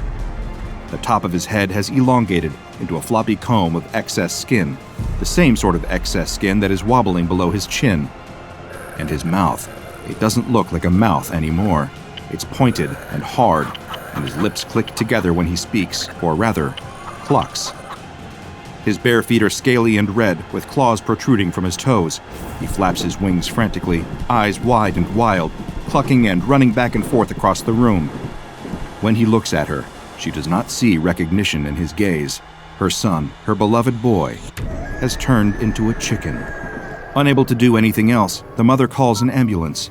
At first, the paramedics that arrive on the scene think the call was some sort of elaborate prank, but when they set eyes on the boy, they agree that something truly bizarre is going on. They speed to the hospital with the chicken boy in tow, but sadly are unable to save his life. The mother turns over the can of the mysterious soup to the authorities, who launch a formal investigation. Unfortunately, they are unable to trace the can to any store, nor are they able to verify the existence of the company name on its label. Employees of the grocery store where she found the can insist that they have never seen it in their lives. Several weeks after this incident occurred, the SCP Foundation conducted a raid on a New York office of Marshall, Carter, and Dark. For those of you unfamiliar with the organization, and that is most of the general population by design, Marshall, Carter, and Dark Ltd. Is an extremely powerful multinational corporation founded by 3 individuals with those surnames, specializing in the acquisition and sale of anomalous items, entities, and experiences. To put it simply, they run the largest anomalous black market in the world and are the crime bosses of the paranormal world. During this particular raid, SCP Foundation operatives recovered 17 different unusual items. Among the items discovered was a shipping crate, recently delivered by the Federal Postal Service from an invalid return address. This crate contained 103 cans of SCP-2057, as well as a copy of a letter written to one of the company's associates. So far, the letter has not been traced to an address. It reads, "Dear Cyrus, Maria has told me of the unfortunate circumstances that have befallen your children. I'd hope to hear about the improvement of their condition soon. As their godfather, I am extremely distressed to hear this. Having experienced a child suffering from the measles myself, I know how terrifying it can be when it seems as if they are getting worse. Recently, we received a shipment of something that I hope can help your family. There is a crate in the storage area marked with Wondertainment, discontinued item. It will not be there long, as it goes to auction next week. I will leave a key under the photo of your family on your desk. Follow the instructions exactly. Do not, under any circumstances, do anything different than what is directed on the can. Destroy this message as soon as possible. I do not want any of this to come back on us. Be careful, my friend. Williams." SCP-2057 consists of 92 318 milliliter cans of condensed chicken noodle soup. Each can is covered with a brightly colored label depicting images of noodles, a cartoon chicken, and dancing vegetables. In addition to this inviting imagery, each label is emblazoned with the text, "Dr. Wondertainment's Ultralicious Chicken Noodle Soup for Kids." Each can has a pull-top lid for easy opening and is printed with a set of nutrition facts, ingredients, and instructions for heating. The nutrition facts are as follows: calories, 95, fat, 3.17 grams, carbohydrates, 2.2 grams, protein, 13.48 grams, vitamin W, 2 grams, and mother's love, 10 grams. The SCP Foundation attempted to analyze the contents of the soup in order to compare it to the posted nutrition facts. The calories, fat, carbohydrates, and protein were found to be accurately reported. Vitamin W was present in the reported amount as well, though it was not a compound that the Foundation scientists had ever encountered before. Mother's love, as it is an intangible concept, was not able to be identified or measured in the analyzed soup samples.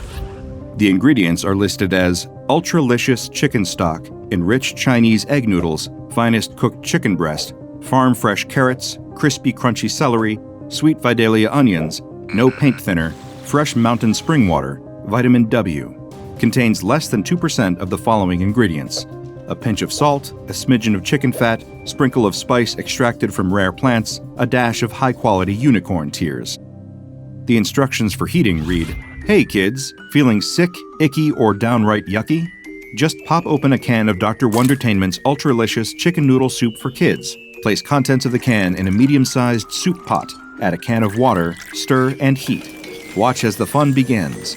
Eat hearty, and you'll feel better and ready to play with Dr. Wondertainment toys in no time. All of this is relatively straightforward, give or take a few unusual ingredients. Someone taking only a quick look might mistake a can of this soup for any other chicken noodle soup. However, it does have something that most ordinary canned soup does not: a warning label. Dr. Wondertainment's Ultralicious Chicken Noodle Soup for Kids is intended to be eaten while it is hot to make you feel better in no time at all. Do not consume after it has become cold. Do not reheat. By purchasing from Dr. Wondertainment, you agree to not hold Dr. Wondertainment or any of Dr. Wondertainment's affiliates accountable for injuries or damages incurred by your product. Thank you for purchasing from Dr. Wondertainment. So what exactly is in a can of Dr. Wondertainment's Ultralicious Chicken Noodle Soup for Kids? Well, when the SCP Foundation first opened a can to take a look, they found that it was filled with condensed chicken broth and a mass of egg noodles shaped like an egg. When water was added and the contents of the can were heated to a temperature of 70 degrees Celsius, the noodle-based egg hatched. Inside was a small domesticated chicken made up of egg noodles, carrot, celery, onion, and cooked chicken breast. For simplicity's sake, this chicken noodle soup chicken is referred to as SCP-2057-1. As the Foundation researchers continued to heat the broth to a higher temperature, SCP-2057-1 began to move around, make audible chirping sounds, and eat the broth. As it ate, it grew larger and larger until it reached a mass of 85 grams and resembled a miniature adult chicken. At a temperature between 35 and 70 degrees Celsius, SCP-2057-1 behaved much like an ordinary chicken. It continued to behave normally even as it was consumed or cut apart, apparently feeling no pain or awareness of its situation.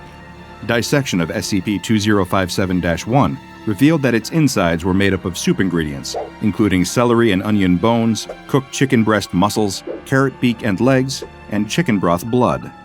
When SCP-2057-1's temperature dropped below 35 degrees Celsius, it stopped moving and collapsed into the soup.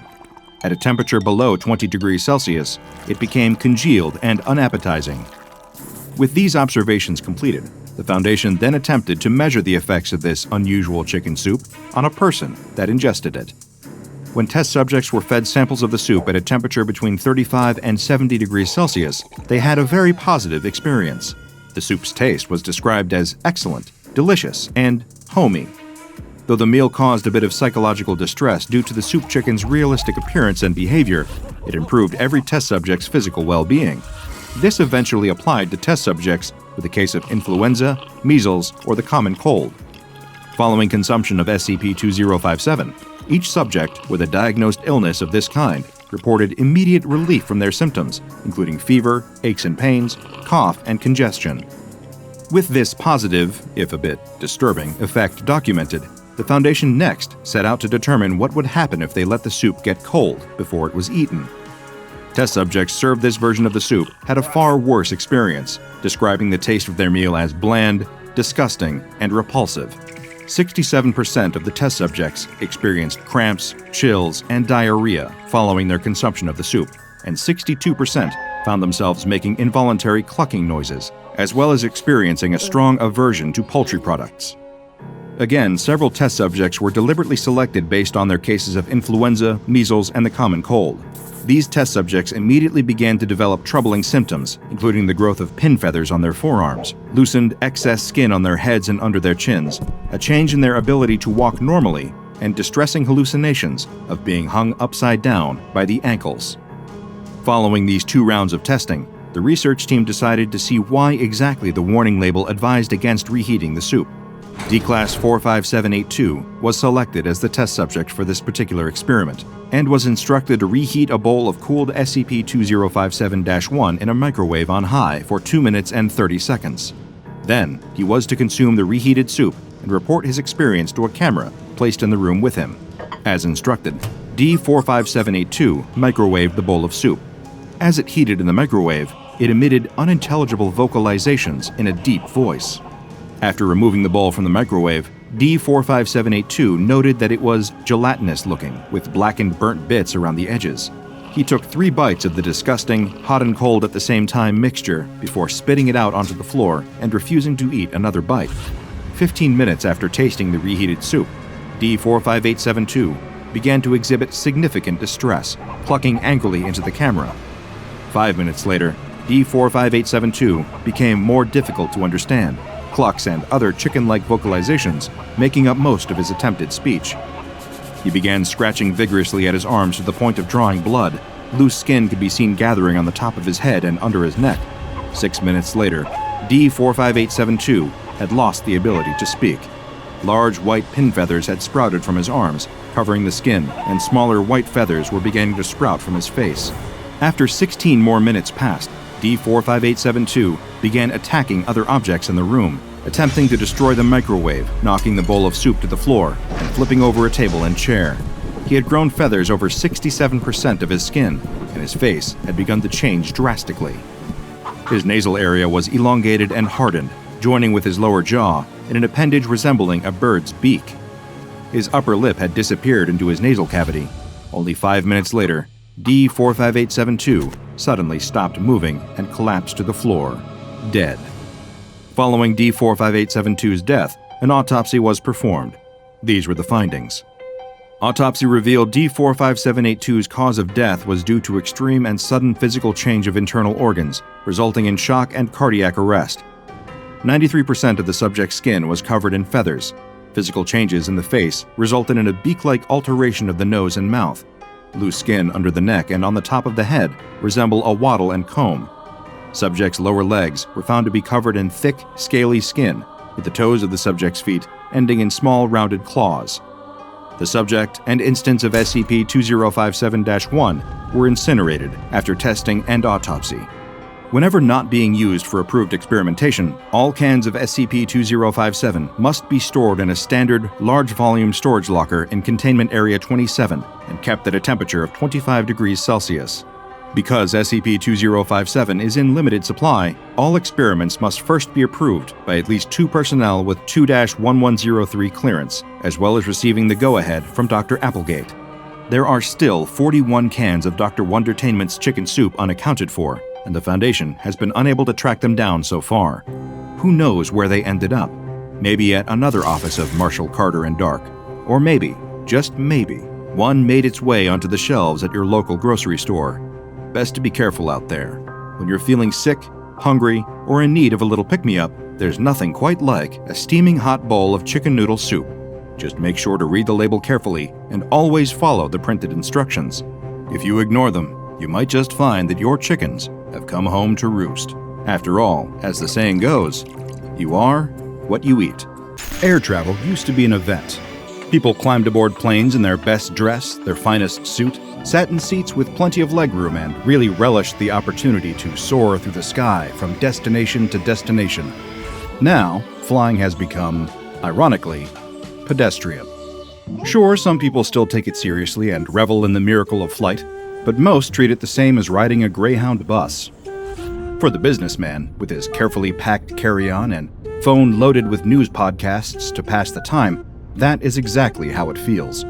Flying is a chore, one he wishes he didn't have to deal with.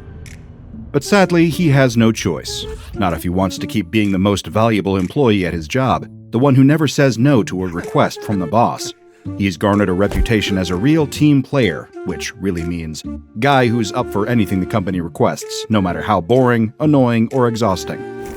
It's gotten him pretty far, and now that he's up for a promotion that would double his salary, he's certainly not going to give up the habit now. So here he is, stepping out of his taxi at the international airport, ready to hop on the longest flight of his life, 20 hours, non-stop, to Australia for a conference. No one else wanted to deal with the jet lag, the leg cramps, the claustrophobia. So, of course, the helpful-to-a-fault businessman volunteered. He rolls his small suitcase, precisely measured to meet the size standards for a carry-on, because he can't risk the airline misplacing his checked bag and stranding him at the conference with no suits, and walks into the airport. He's done this routine dozens of times before, every time pretty much the same. He has it down to a science, as quick and convenient as possible to minimize stress and make the journey go smoothly. He prints his boarding pass, drinks the dregs of his morning coffee, and tosses the cup and heads to the pre-check line. No waiting in long security check lines for this guy. Wait a second. Why is the pre-check line blocked off? No. There's no pre-check available at this airport? The businessman lets out a heavy sigh, pinching the bridge of his nose for a moment as he gathers his thoughts. This is fine, this is fine. He can just go through the regular security line this time. What's the worst that could happen? It's not like he's running late. He's got plenty of time to make the flight, watch a few bad movies, get some sleep, and wake up on the other side of the world. Resigned to his fate, the businessman joins the security check line for ordinary Joes who didn't bother to spring for pre-check. This is fine, this is fine. The day is still going mostly according to plan. Or so he thinks. As the line inches along, the businessman spots more trouble up ahead. Oh great, they're putting in a new body scanner right now. He can see the engineer, whatever the title is, finishing the setup. No wonder the line is so long. This is the cherry on top of a deeply irritating Sunday. But it's too late to turn back now, not without risking his promotion, or even his job. Better just try to shrug it off and keep going. Maybe he'll get a candy bar when he reaches his gate. A little treat always helps ease the stress of travel. The line is moving at a steadier pace now, and the businessman can feel the tension in his chest easing up, his muscles loosening. Here we go, this is more like it. He slips his shoes off and holds them in his hands, standing in line in his socks. He might look a little silly, but it's the most efficient way to get through security. After what feels like an eternity, it's his turn to go through the security checkpoint. With a self-satisfied smile, he places his shoes in a bin next to his carry-on bag and drops them both on the conveyor belt. One of the TSA agents waves him on, beckoning him to step into the body scanner. He assumes the position, hands over his head, and waits for the queue to step through to the other side. But the queue doesn't come. The TSA agent holds up a hand, gesturing for the businessman to stay where he is. He tries to ask about what could be causing the holdup, but no one answers him. Must be a malfunction with the machine. Perfect. He lets out another heavy sigh. Then, just behind his right ear, he hears a voice. Rough day, buddy. The businessman glances over his shoulder, expecting to see a TSA agent standing there. But there's no one. Has the stress of the worst day he's ever had at the airport driven him to hallucinate? He hears it again. Hey, buddy, you there? Sounds like a rough day. Maybe there's a speaker embedded in the scanner somewhere for some reason. Just been kinda stressful. I'll feel better when I get on my flight. Oh, you're traveling. That's fun. Where to? Australia. It's for this work thing. I'm not especially excited about it, but the boss will love it, so... Ha! I heard that, my friend. Say, could you do me a favor? I guess so? Could you tell me where I am? I just woke up and I can't see anything. Can't really feel anything either. It's all just darkness. It's kind of freaking me out here. The businessman scans the area, but no one appears to be paying attention. No one seems to hear the voice. Is that because it's lost in the din of airport chatter? Or because it's all in his head? We're at the airport. Airport? How'd I get to the airport? Listen, buddy. I need you to help get me out of here. My wife, my daughter, they'll be looking for me. I don't know how long I've been gone. I need to get home. Can you help me? Privately, the businessman thinks that he really doesn't have time for this, but out loud he says, "Sure. It's just that I don't really know where you actually are, or how you're talking to me through this scanner thing." What do you mean? I'm right here. Talking out of my mouth. I'm not... What the hell are you talking about? The businessman is beginning to lose his patience. Something about this situation is just not right. No one should be talking to him through the broken security scanner. The TSA should be letting him through, and he should be sitting at his gate right now. His built-up grievances spill out through his mouth. "I don't have time for this," he shouts. The TSA agent turns to look at him. "I promise, sir, we're working to fix the issue as fast as we can. There's no need to shout," she says. The voice in the scanner was speaking in a hushed tone before, a conspiratorial whisper, but now it's growing louder, more desperate. You've got to help me, please. My family. I need to get to my family. Why can't I see? Why can't I move? It hurts. It hurts. Don't you understand, you idiot? It hurts. These words are shouted directly into the businessman's ear. "Stop! Just stop! Stop yelling at me!" Several TSA agents rush over to inspect the businessman, steadying him and gently guiding his hands away from his ears. They ask him if he's feeling all right, if they need to call someone for him. The businessman snaps, shouting that the scanner is broken, and he can hear a voice inside and something is very, very wrong. Well, unfortunately for the businessman, he looks more than a little suspicious now, and one security officer pulls him aside, leading him to a small nearby room for a chat. All the while, the businessman insists that the scanner was talking to him, and that he's not crazy. He won't be leaving that interrogation room anytime soon. Unfortunately for the businessman, he will not be making that flight to Australia. Meanwhile, the scanner is causing interference with the other technology at the checkpoint. The agents are scrambling to solve the problem, to keep the line moving while their colleague addresses an apparent mental health crisis nearby. The line keeps moving, and more impatient passengers walk through the scanner. Just like the businessman before them, they can hear that voice, whispering hushed pleas that turn into anguished shouts. The same male voice, over and over again, begging for answers, begging for help.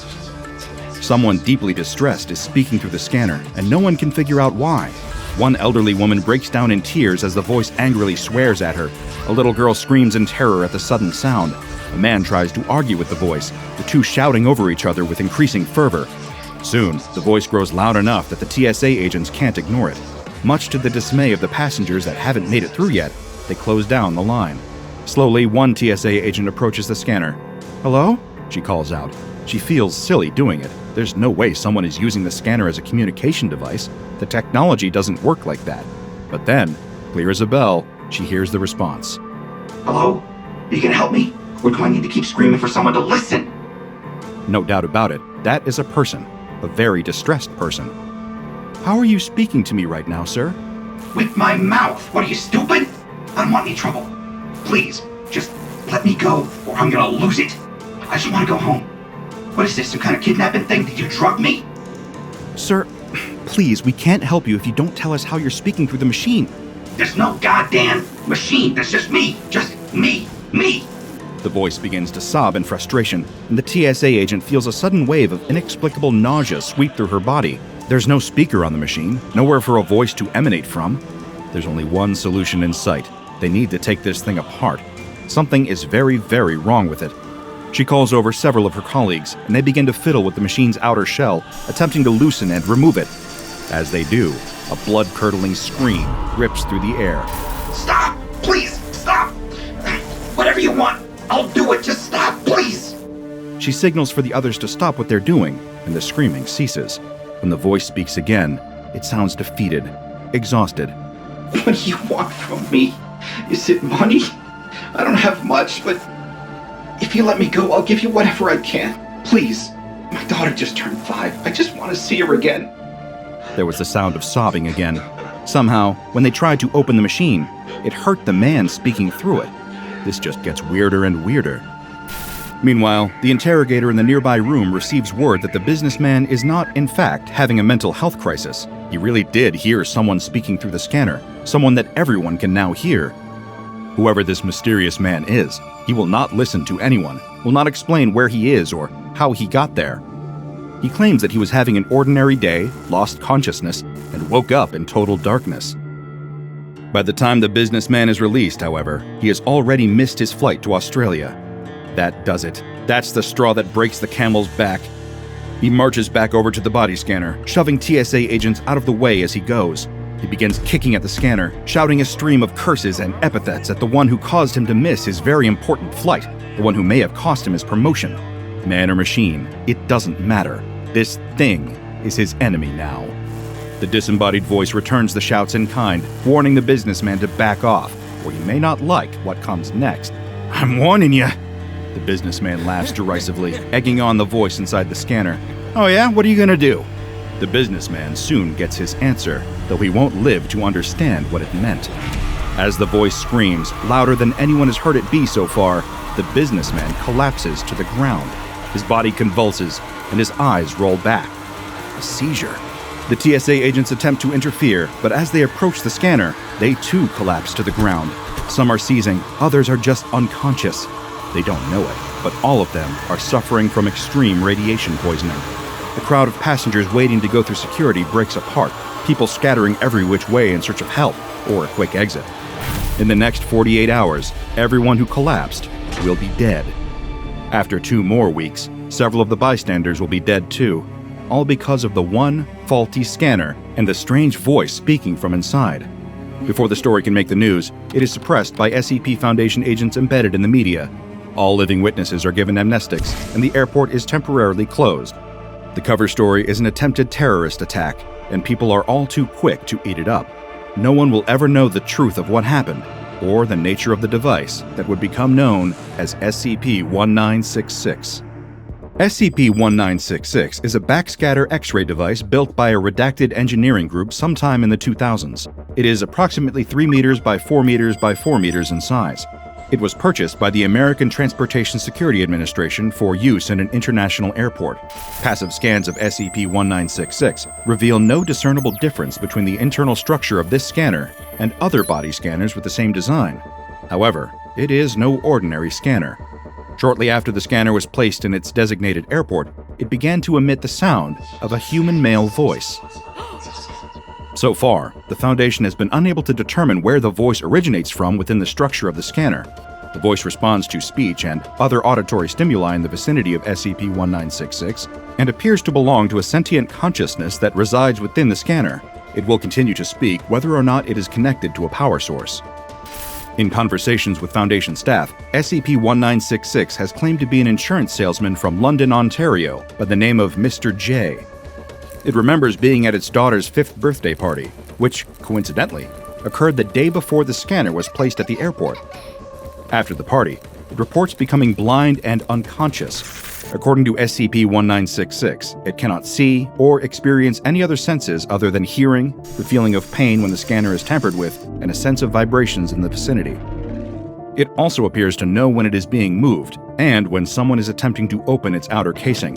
When the casing is interfered with, it tends to respond by saying, "Ouch!" and "Stop that!"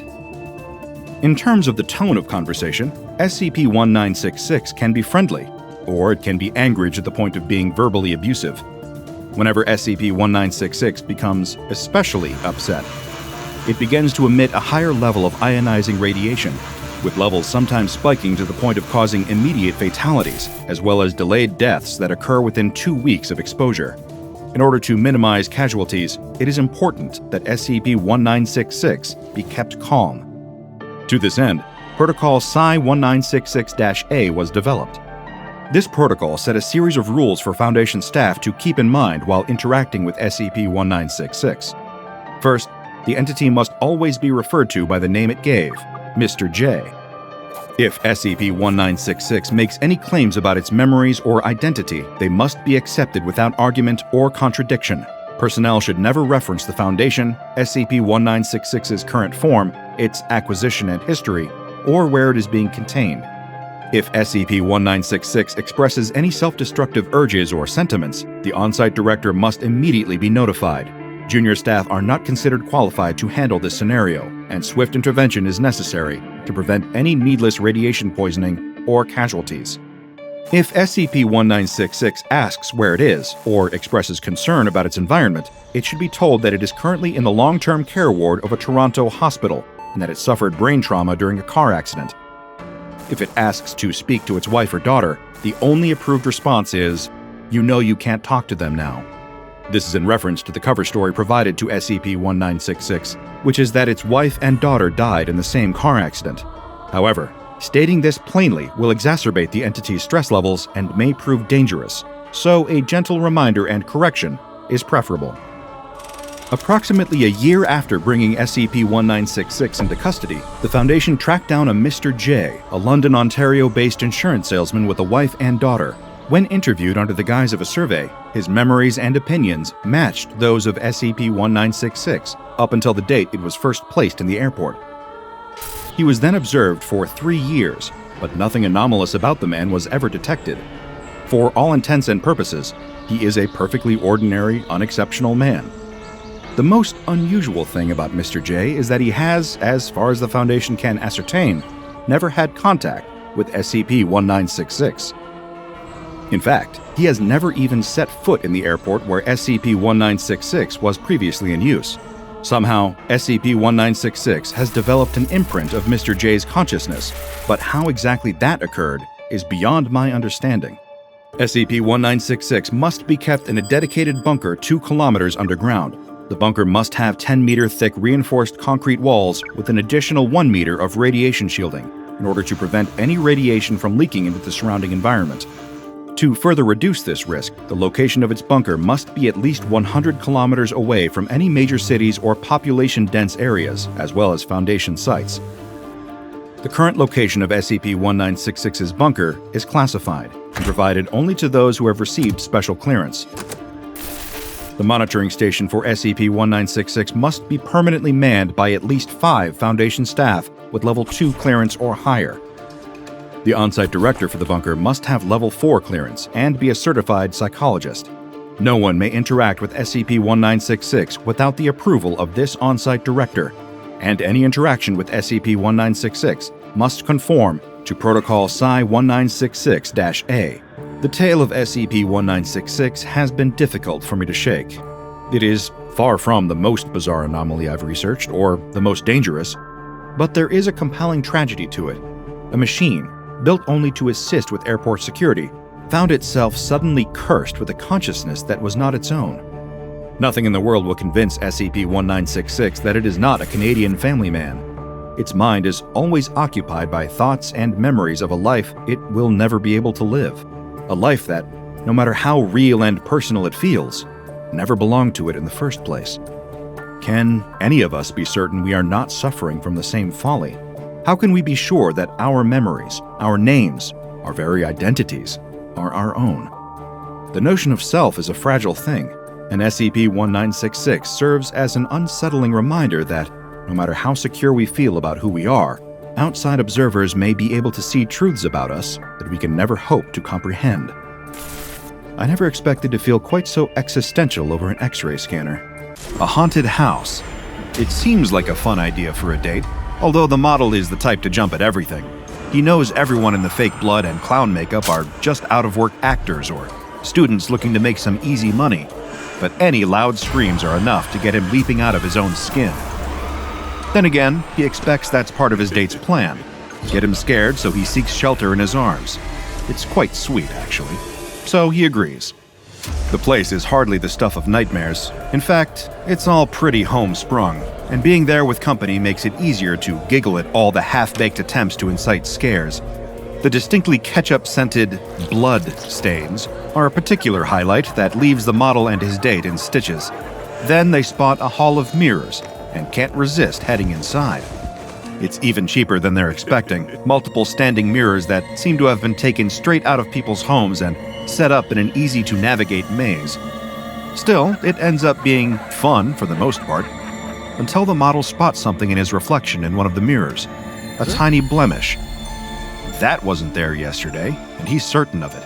His whole job is centered around how he looks, but he tries to brush it off. After all, even he gets insecure about his appearance from time to time. It happens to everyone. But in the next mirror, it seems to look even worse. Maybe it's the lighting, he thinks. Then he starts to worry. Has his date noticed? It plays on his mind, and the rest of the way through the hall of mirrors, he avoids looking at his reflection. A few days later, and he's sitting in the makeup chair, getting ready for a photo shoot. He doesn't dare open his eyes, trusting the makeup artists to cover up the things he's been seeing on his face every time he looks in the mirror. He's tried to cancel the shoot, calling his manager and telling her that he just can't be on camera right now. But she comes racing over to his apartment to get a look at him for herself and tells him she can't see anything wrong, to just get over himself and not be a diva. He tries to settle into the familiarity of the photo shoot. The outfit changes, the rapid flashing of the cameras, while he tries desperately not to let his concern show on his face. A few times it slips out, the cameraman telling him to look less worried. It's hard to be, especially with how he thinks he must look. Seeing the photos afterwards, it's even worse than he thought. It barely looks like him. The person in the pictures is unrecognizable to the model. He argues with the cameraman and manager, telling them they need to Photoshop the images. Neither of them can see what's wrong with them. A few more days pass, and the model is cowering in his apartment. The thing he sees in the mirror doesn't look like him anymore. He doesn't even look human. He's seen it everywhere, looking back at him in the glass pane of windows, out of the corner of his eye in the TV, shuffling in the place where his own reflection should be. It creeps into every photo, takes his place, standing in the spots he's supposed to be. The models even started having nightmares about seeing whatever he's become. There's something very wrong with all this, and it all started in that hall of mirrors. Held in a secure storage locker at Site-19, SCP-4682 is to remain wrapped in an opaque material at all times, in accordance with its special containment procedures. Under no circumstances are any personnel permitted to view SCP-4682 directly. If they do, then they likely won't like what they see. SCP-4682 is, or at least appears to be, a common silver and glass mirror. Upon closer inspection, there appears to be nothing immediately or obviously anomalous about the mirror, even down to having been constructed with entirely ordinary materials. The anomalous properties of SCP-4682 will only manifest from the point a person observes their own reflection within the mirror itself, after which point, any individual that is subjected to the effects of SCP-4682 must avoid any and all reflective surfaces effective immediately after looking at SCP-4682. An affected individual will be advised by the Foundation to avoid being depicted in any and all visual mediums, including never having their picture taken or allowing themselves to be recorded on video, either through the use of digital or film cameras. Psychologists working for the firm Schuyler and Crane Psychiatry, a front for the SCP Foundation's Psychological Research and Analysis Department, will conduct therapy sessions with affected individuals on a monthly to weekly schedule, determined on a case-by-case basis, depending on the severity of the side effects they experience after looking directly at SCP-4682. This, of course, leaves the lingering question of what exactly happens when a person observes their reflection in SCP-4682. Do they find themselves trapped in an inescapable mirror dimension? Does it impart an anomalous effect that removes them from photographs, leading them to question their own sanity and existence? Not quite, but it's arguably just as cruel. Any human being that observes their own reflection on SCP-4682's surface will experience a permanent and irreversible shift in their perception. Whenever viewing themselves in SCP-4682, they will immediately notice physical differences that are not actually present on their real face or body, but they only appear in the anomalous mirror. These have been known to include a mix of the following discrepancies and reflections. For one, they might perceive themselves as having incorrect proportions of the face, such as their eyes being further apart or closer together than they are in reality. This can also extend to the proportions of the rest of their body too, as the reflection might depict them as being inaccurately taller or shorter than they actually are, or show them having a significantly different body mass or shape. Many of the D-Class test subjects deployed during experimentation with SCP-4682 have also reported seeing various blemishes and skin conditions on the mirror's inaccurate reflections, from acne to facial scars, eczema to even conditions as severe as first-degree burns, all of which are not present on the test subjects' actual faces. Dental hygiene of the test subjects is often depicted as being much worse in their SCP-4682 reflection than it is in real life, with yellowed or rotting teeth appearing, as well as cavities that do not correspond with the subject's actual dental records. Reflected in SCP-4682 are also often the addition of facial features that are considered, at least by conventional standards, to be unattractive. Some test subjects have reported seeing themselves sporting unibrows or uneven facial hair regardless of gender. The same also further extends to the rest of their body, with numerous instances of D-Class seeing themselves with excessive body hair that isn't present outside of the reflection. Following a person's direct exposure to the mirror's surface, the effect of SCP-4682 will become unavoidable. While not possible for anyone else to observe any noticeable change in said person, they themselves will notice the perceived imperfections in their appearance and other reflective surfaces. This extends not only to conventional non-anomalous mirrors, but also to television, computer, or cell phone screens, windows, and other glass surfaces, as well as anything that is polished sufficiently enough to produce a reflection. Additionally, these inaccurate anomalous differences to an affected person's appearance will be present in any photographs or video footage of them, meaning that there is virtually no proven way to convince them that these imperfections are actually present beyond pointing this out. The differences to a person's appearance are not present when they are viewed by others, or when they view themselves with the naked eye. However, naturally, it will be impossible for them to view their own face without the assistance of a reflective surface, which will always depict them as having inaccurate imperfections that are not actually physically present. As if triggering this perceptual shift wasn't bad enough, SCP-4682's anomalous effect is also cumulative, as in, it only gets worse every time a person sees themselves again. When viewing their reflection after exposure to SCP-4682, whether using the anomalous mirror, a normal one, or any other method, another new imperfection will seemingly have appeared. Any reflective surface or method of visual recording around them will appear to make more and more differences present in their appearance. Anyone around that observes the altered reflection of the affected person, particularly on a surface or through photographs, will also be able to view the same imperfections that they perceive. However, they will be aware that these are not actually present when they view the person directly. There is currently no known way to circumvent or cure the perceptual anomaly caused by SCP-4682 or negate the lasting effect of it. Even the administering of memory-altering amnestics have no effect, as even if an affected subject forgets what they originally saw in SCP-4682, or even forgets the moment they looked into it to begin with, in some cases, using amnestics to treat exposure to SCP-4682's anomalous perceptual alteration can irreparably affect a person's view of themselves. One member of D-Class that was given amnestics after viewing SCP-4682 began believing the imperfections they saw in their reflection had always been part of their natural appearance. For a time, this led to a degree of acceptance in this individual.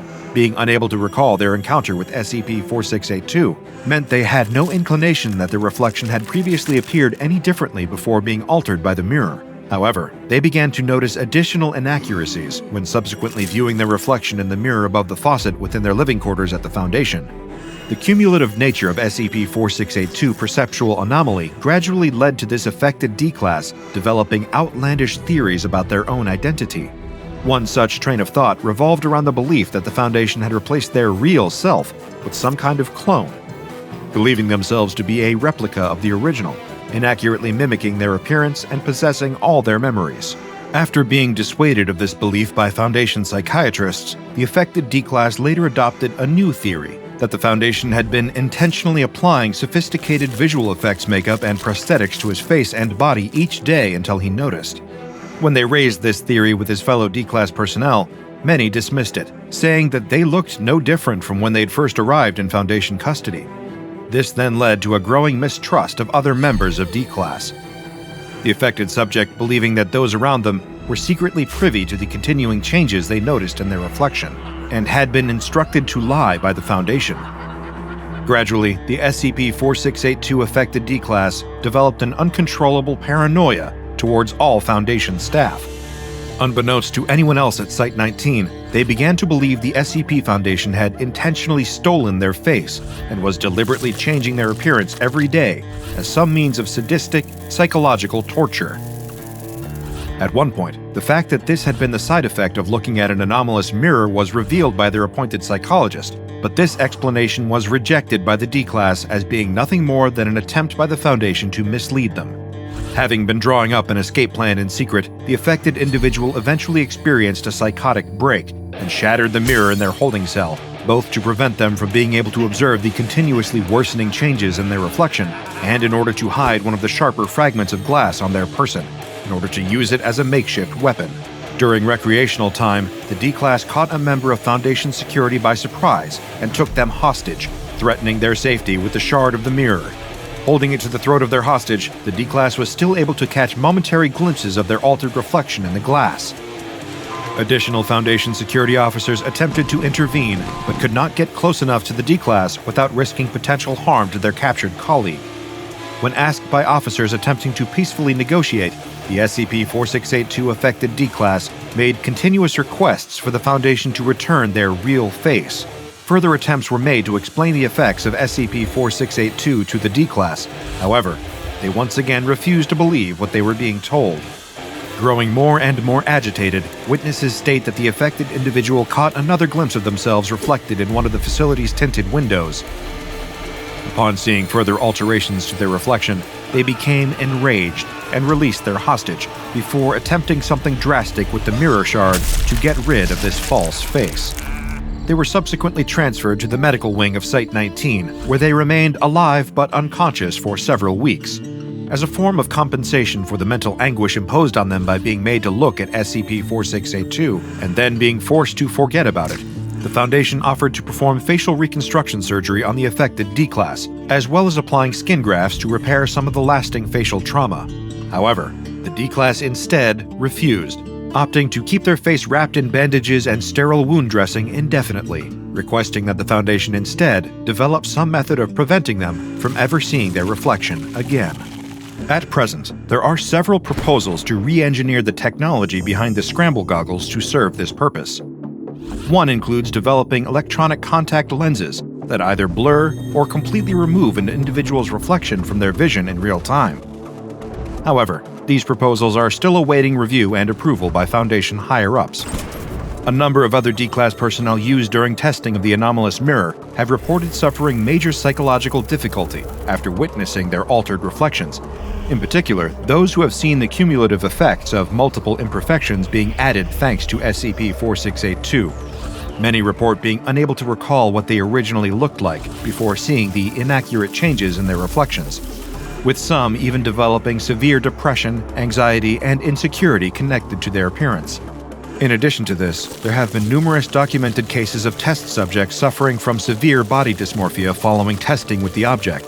Given that this is one of the more common outcomes that can be caused by looking at SCP-4682, and in order to discourage personnel from doing so, the anomalous mirror is often widely referred to simply as the body dysmorphia mirror.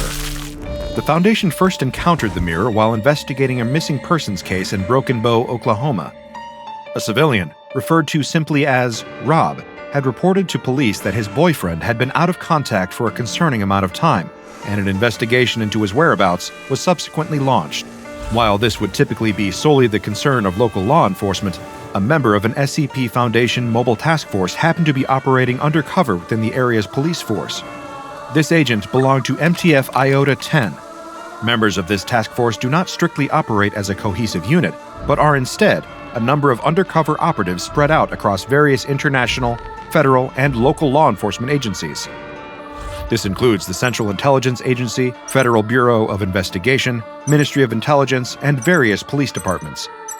The primary goal of this mobile task force is transferring potentially anomalous evidence recovered during investigations into Foundation hands, as well as reporting any anomalies discovered in connection to criminal acts to the SCP Foundation. From there, they then allow Foundation response or containment teams to step in and take over jurisdiction of these cases from local law enforcement or federal agencies. This has led to MTF Iota-10 being more colloquially known by their nickname, the Damn Feds. One of these damn feds within the local Oklahoma Police Department investigating the disappearance of Rob's missing boyfriend was present when they searched his apartment. Immediately, this embedded Foundation operative noticed something was wrong. All of the mirrors, screens, windows, every reflective surface in the apartment seemed to have been shattered or painted over, except for one, SCP-4682, which was laying intact on the carpet of the bedroom. Even worse, the cause of the boyfriend's disappearance quickly became apparent upon the discovery of a mixture of Jack Daniels and cough medicine next to a body with a note. Believing the apartment to have been the site of a potential anomalous incursion, the undercover MTF Iota-10 operative contacted his superiors at the SCP Foundation and requested that members of Mobile Task Force Eta-10 be dispatched to assess the situation. The operative was commended for making an accurate assessment of the situation, especially in requesting MTF Eta-10, otherwise known as See No Evil. Of all the Foundation's numerous deployable task forces, Eta-10 specializes in the investigation, acquisition, and containment of anomalies that cause visual cognition hazards or mimetic effects. In short, anything that cannot or should not be directly observed in order to be safely handled. Through the use of anomalous means available to only MTF Eta-10, they were able to safely secure SCP-4682 and bring it to Foundation containment. Also recovered from the scene in the apartment was the note left by Rob's boyfriend. This note revealed little about how he had come to have SCP-4682 in his possession, nor shed any light on its origins, or when he first began to notice its anomalous effects. However, it did contain insights as to how the mirror functioned through the harrowing testimony of the man who had been found dead alongside it. He had reportedly started seeing his altered reflection more frequently, so much so that it had started affecting his day-to-day life. He recalled accidentally colliding with his neighbor's car after he hadn't been using his vehicle's rearview mirror because he couldn't stand the sight of his own eyes looking back at him. It had seemingly become so bad that he had smashed the bathroom mirror in his apartment, unable to look into it for more than a second. However, still being able to see himself in the broken fragments, he tried throwing them away, only to still catch his inaccurate reflection on the metallic surface of his dishwasher. Every time a reflective surface showed imperfections on his face thanks to SCP-4682, he destroyed it, smashing his phone when he saw his reflection in the glass screen protector. According to his note, he even took a hammer to a hand mirror that Rob had given him as a gift, destroying it so thoroughly that there were only tiny shards and splinters of glass left. And he could still see himself in those, too. Desperation had long since set in, and he was considering somehow inducing blindness in himself, before eventually deciding that there was only one way to be rid of the sight of his own face for good. He had been seeing himself with crooked teeth and chewed fingernails, and had started to believe that Rob's feelings had enabled him to look at his boyfriend with rose-tinted glasses. He felt unworthy of his partner's love, and felt that Rob deserved better, unaware that the imperfections he was seeing in himself weren't really there, and had only appeared as a result of looking into SCP-4682. This tragic outcome of the effects of the body dysmorphia mirror are a large part of the reason that the SCP Foundation have long since discontinued testing with it, opting to keep it in storage where it can no longer hurt the way people look at themselves. It's Saturday night, and a teenaged boy and girl are out on a date. They are strolling through a shopping mall with plans to see a movie later at the theater attached to the mall. As they walk through the mall waiting for their show to start, the girl spots something. It's a photo booth. She excitedly grabs the boy's hand and pulls him inside. They close the curtain, insert a coin, and the machine comes to life, snapping a series of photos. The two exit the booth, but both seem to be a little off. It's getting close to showtime, though, so they start making their way to the movie theater. Meanwhile, unbeknownst to the mall patrons, something is happening deep below the ground. The boy and girl exit the theater and walk arm in arm through the alley back toward the parking lot where the boy left his car. It's late now. The sun has long since set, and they're all alone. But they don't hear the footsteps behind them, or sense the pair of bodies that are following them, getting closer and closer. They get to the car. It's the only one left in the parking lot, and the boy takes out his keys to unlock the car when he fumbles and drops them to the ground. As he bends over to pick them up, he finally sees who has been following them. It's them, a pair of doppelgangers coming straight towards them. They look exactly like the boy and girl, except for their faces, which are horribly distorted, with strange lumps and no eyes or mouths. They look as though they were a drawing of a face that was somehow smudged out. The boy quickly gets the keys and grabs the girl, dragging her away from the creatures, who are now reaching for the boy and girl, grasping and clawing at their faces as they try to moan through their skin-covered mouths. He gets the car unlocked, and both manage to get inside. As the creatures bang on the windows, the boy starts the engine and drives away, leaving the abominations behind. Hi, I'm DrBob, and this is SCP-715, also known as My Face That I May Be. SCP-715 is a take-your-own-photo brand photo booth, a product of the Sony Corporation made in the 1970s. This is a standard-looking photo booth, bearing a close resemblance to the many thousands of others that were in operation around the world at the time, with no anomalous visual characteristics at all. The only detail setting this machine apart from its countless brethren is a small metal tag, which has been added to the back of the machine at some point, but a significant amount of wear has made it impossible to read what, if anything, was ever stamped on the tag. SCP-715's basic operation is also not anomalous in appearance. It will only activate if an individual sits inside and inserts the required coinage, at which point it will take a series of photos, just like a normal photo booth. The photos will also appear normal, though often some will be heavily distorted and obscure the subject's face in various ways. What truly sets this photo booth apart, however, is what happens outside of the booth when the pictures are taken. While the individuals who had their photos taken, classified as SCP-715-B instances, are able to exit the booth with no obvious effects, below them all, deep underground, something truly terrifying takes place. Underneath the mall is Site 81715, an extra-dimensional space which is accessible through a mall maintenance service door located in Sub-Basement 3, a door that does not appear on any of the mall's structural blueprints or in other records. The site consists of a giant cavernous room, which appears to have been hewn right out of the surrounding limestone. In the middle of the room is its most distinguishing feature, a large, deep pit. The walls of the pit are made of an unidentified substance, though it appears similar in both appearance and composition to human fat tissue. These fleshy walls secrete a powerful, corrosive substance, which makes examination and exploration of the pit particularly dangerous. When SCP-715 is activated in the mall above, a humanoid creature, classified as SCP-715-A, will appear in this pit. The bodies of these creatures are similar in appearance to the individuals who had their picture taken inside of 715, but their faces are radically different. Each has severe facial disfigurements and abnormalities, such as large growths, deep lacerations, and the absence of facial features. After appearing in the pit, these SCP-715-A instances will attempt to scale the fleshy walls of the pit and leave Site 81715. These instances are considered hostile, and Foundation security personnel are authorized to neutralize the creatures by any means necessary.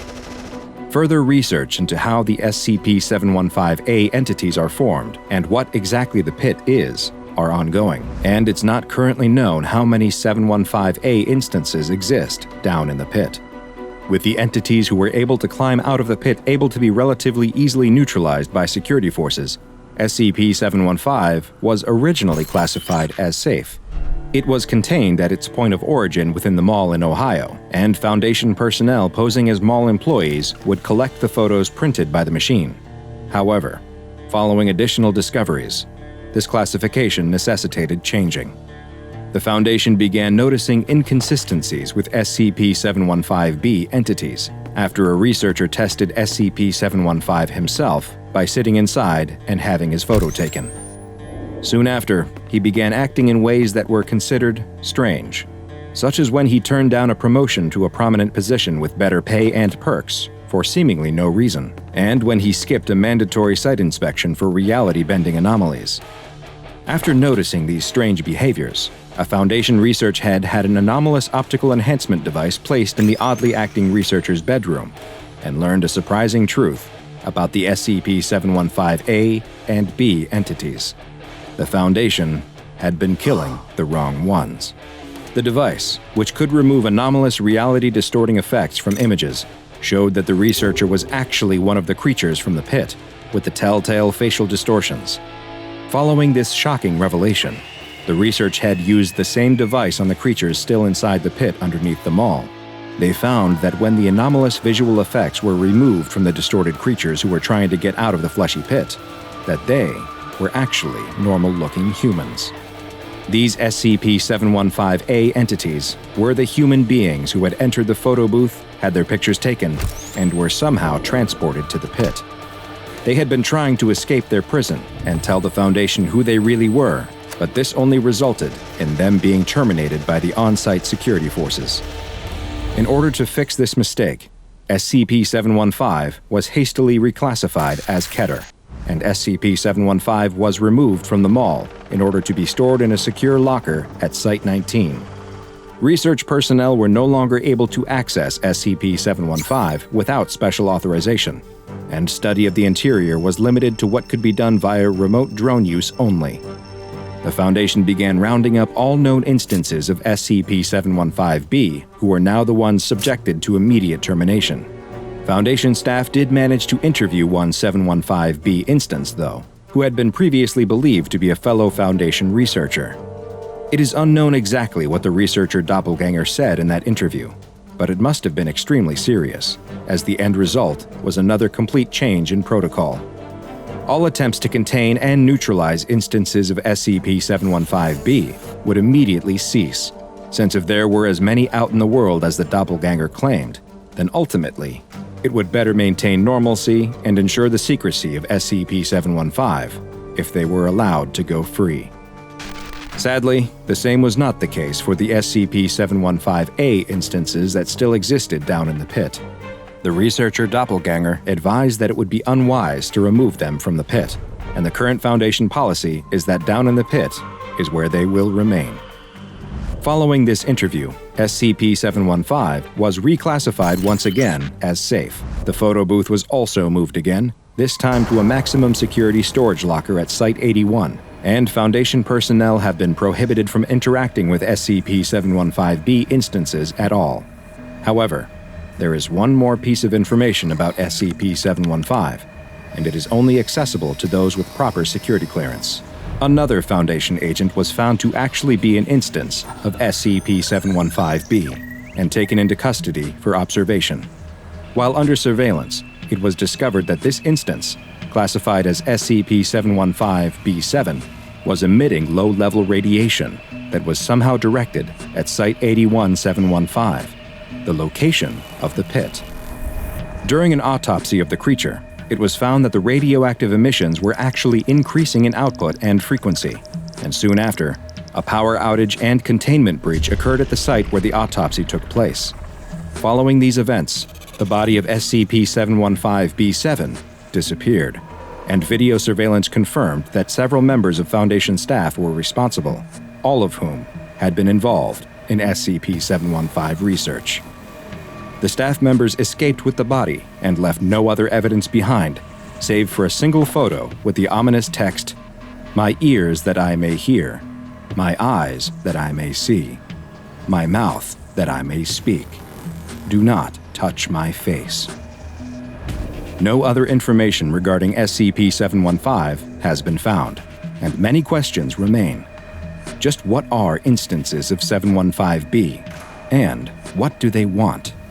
Are they some kind of hive mind colony that reproduces through the use of a mysterious photo booth? What happens to those left behind in the pit? And what will they do should they ever get out? Investigations are ongoing. Now go and watch another entry from the files of DrBob, and make sure you subscribe and turn on notifications so you don't miss a single anomaly as we delve further and further into the SCP Foundation's classified archives.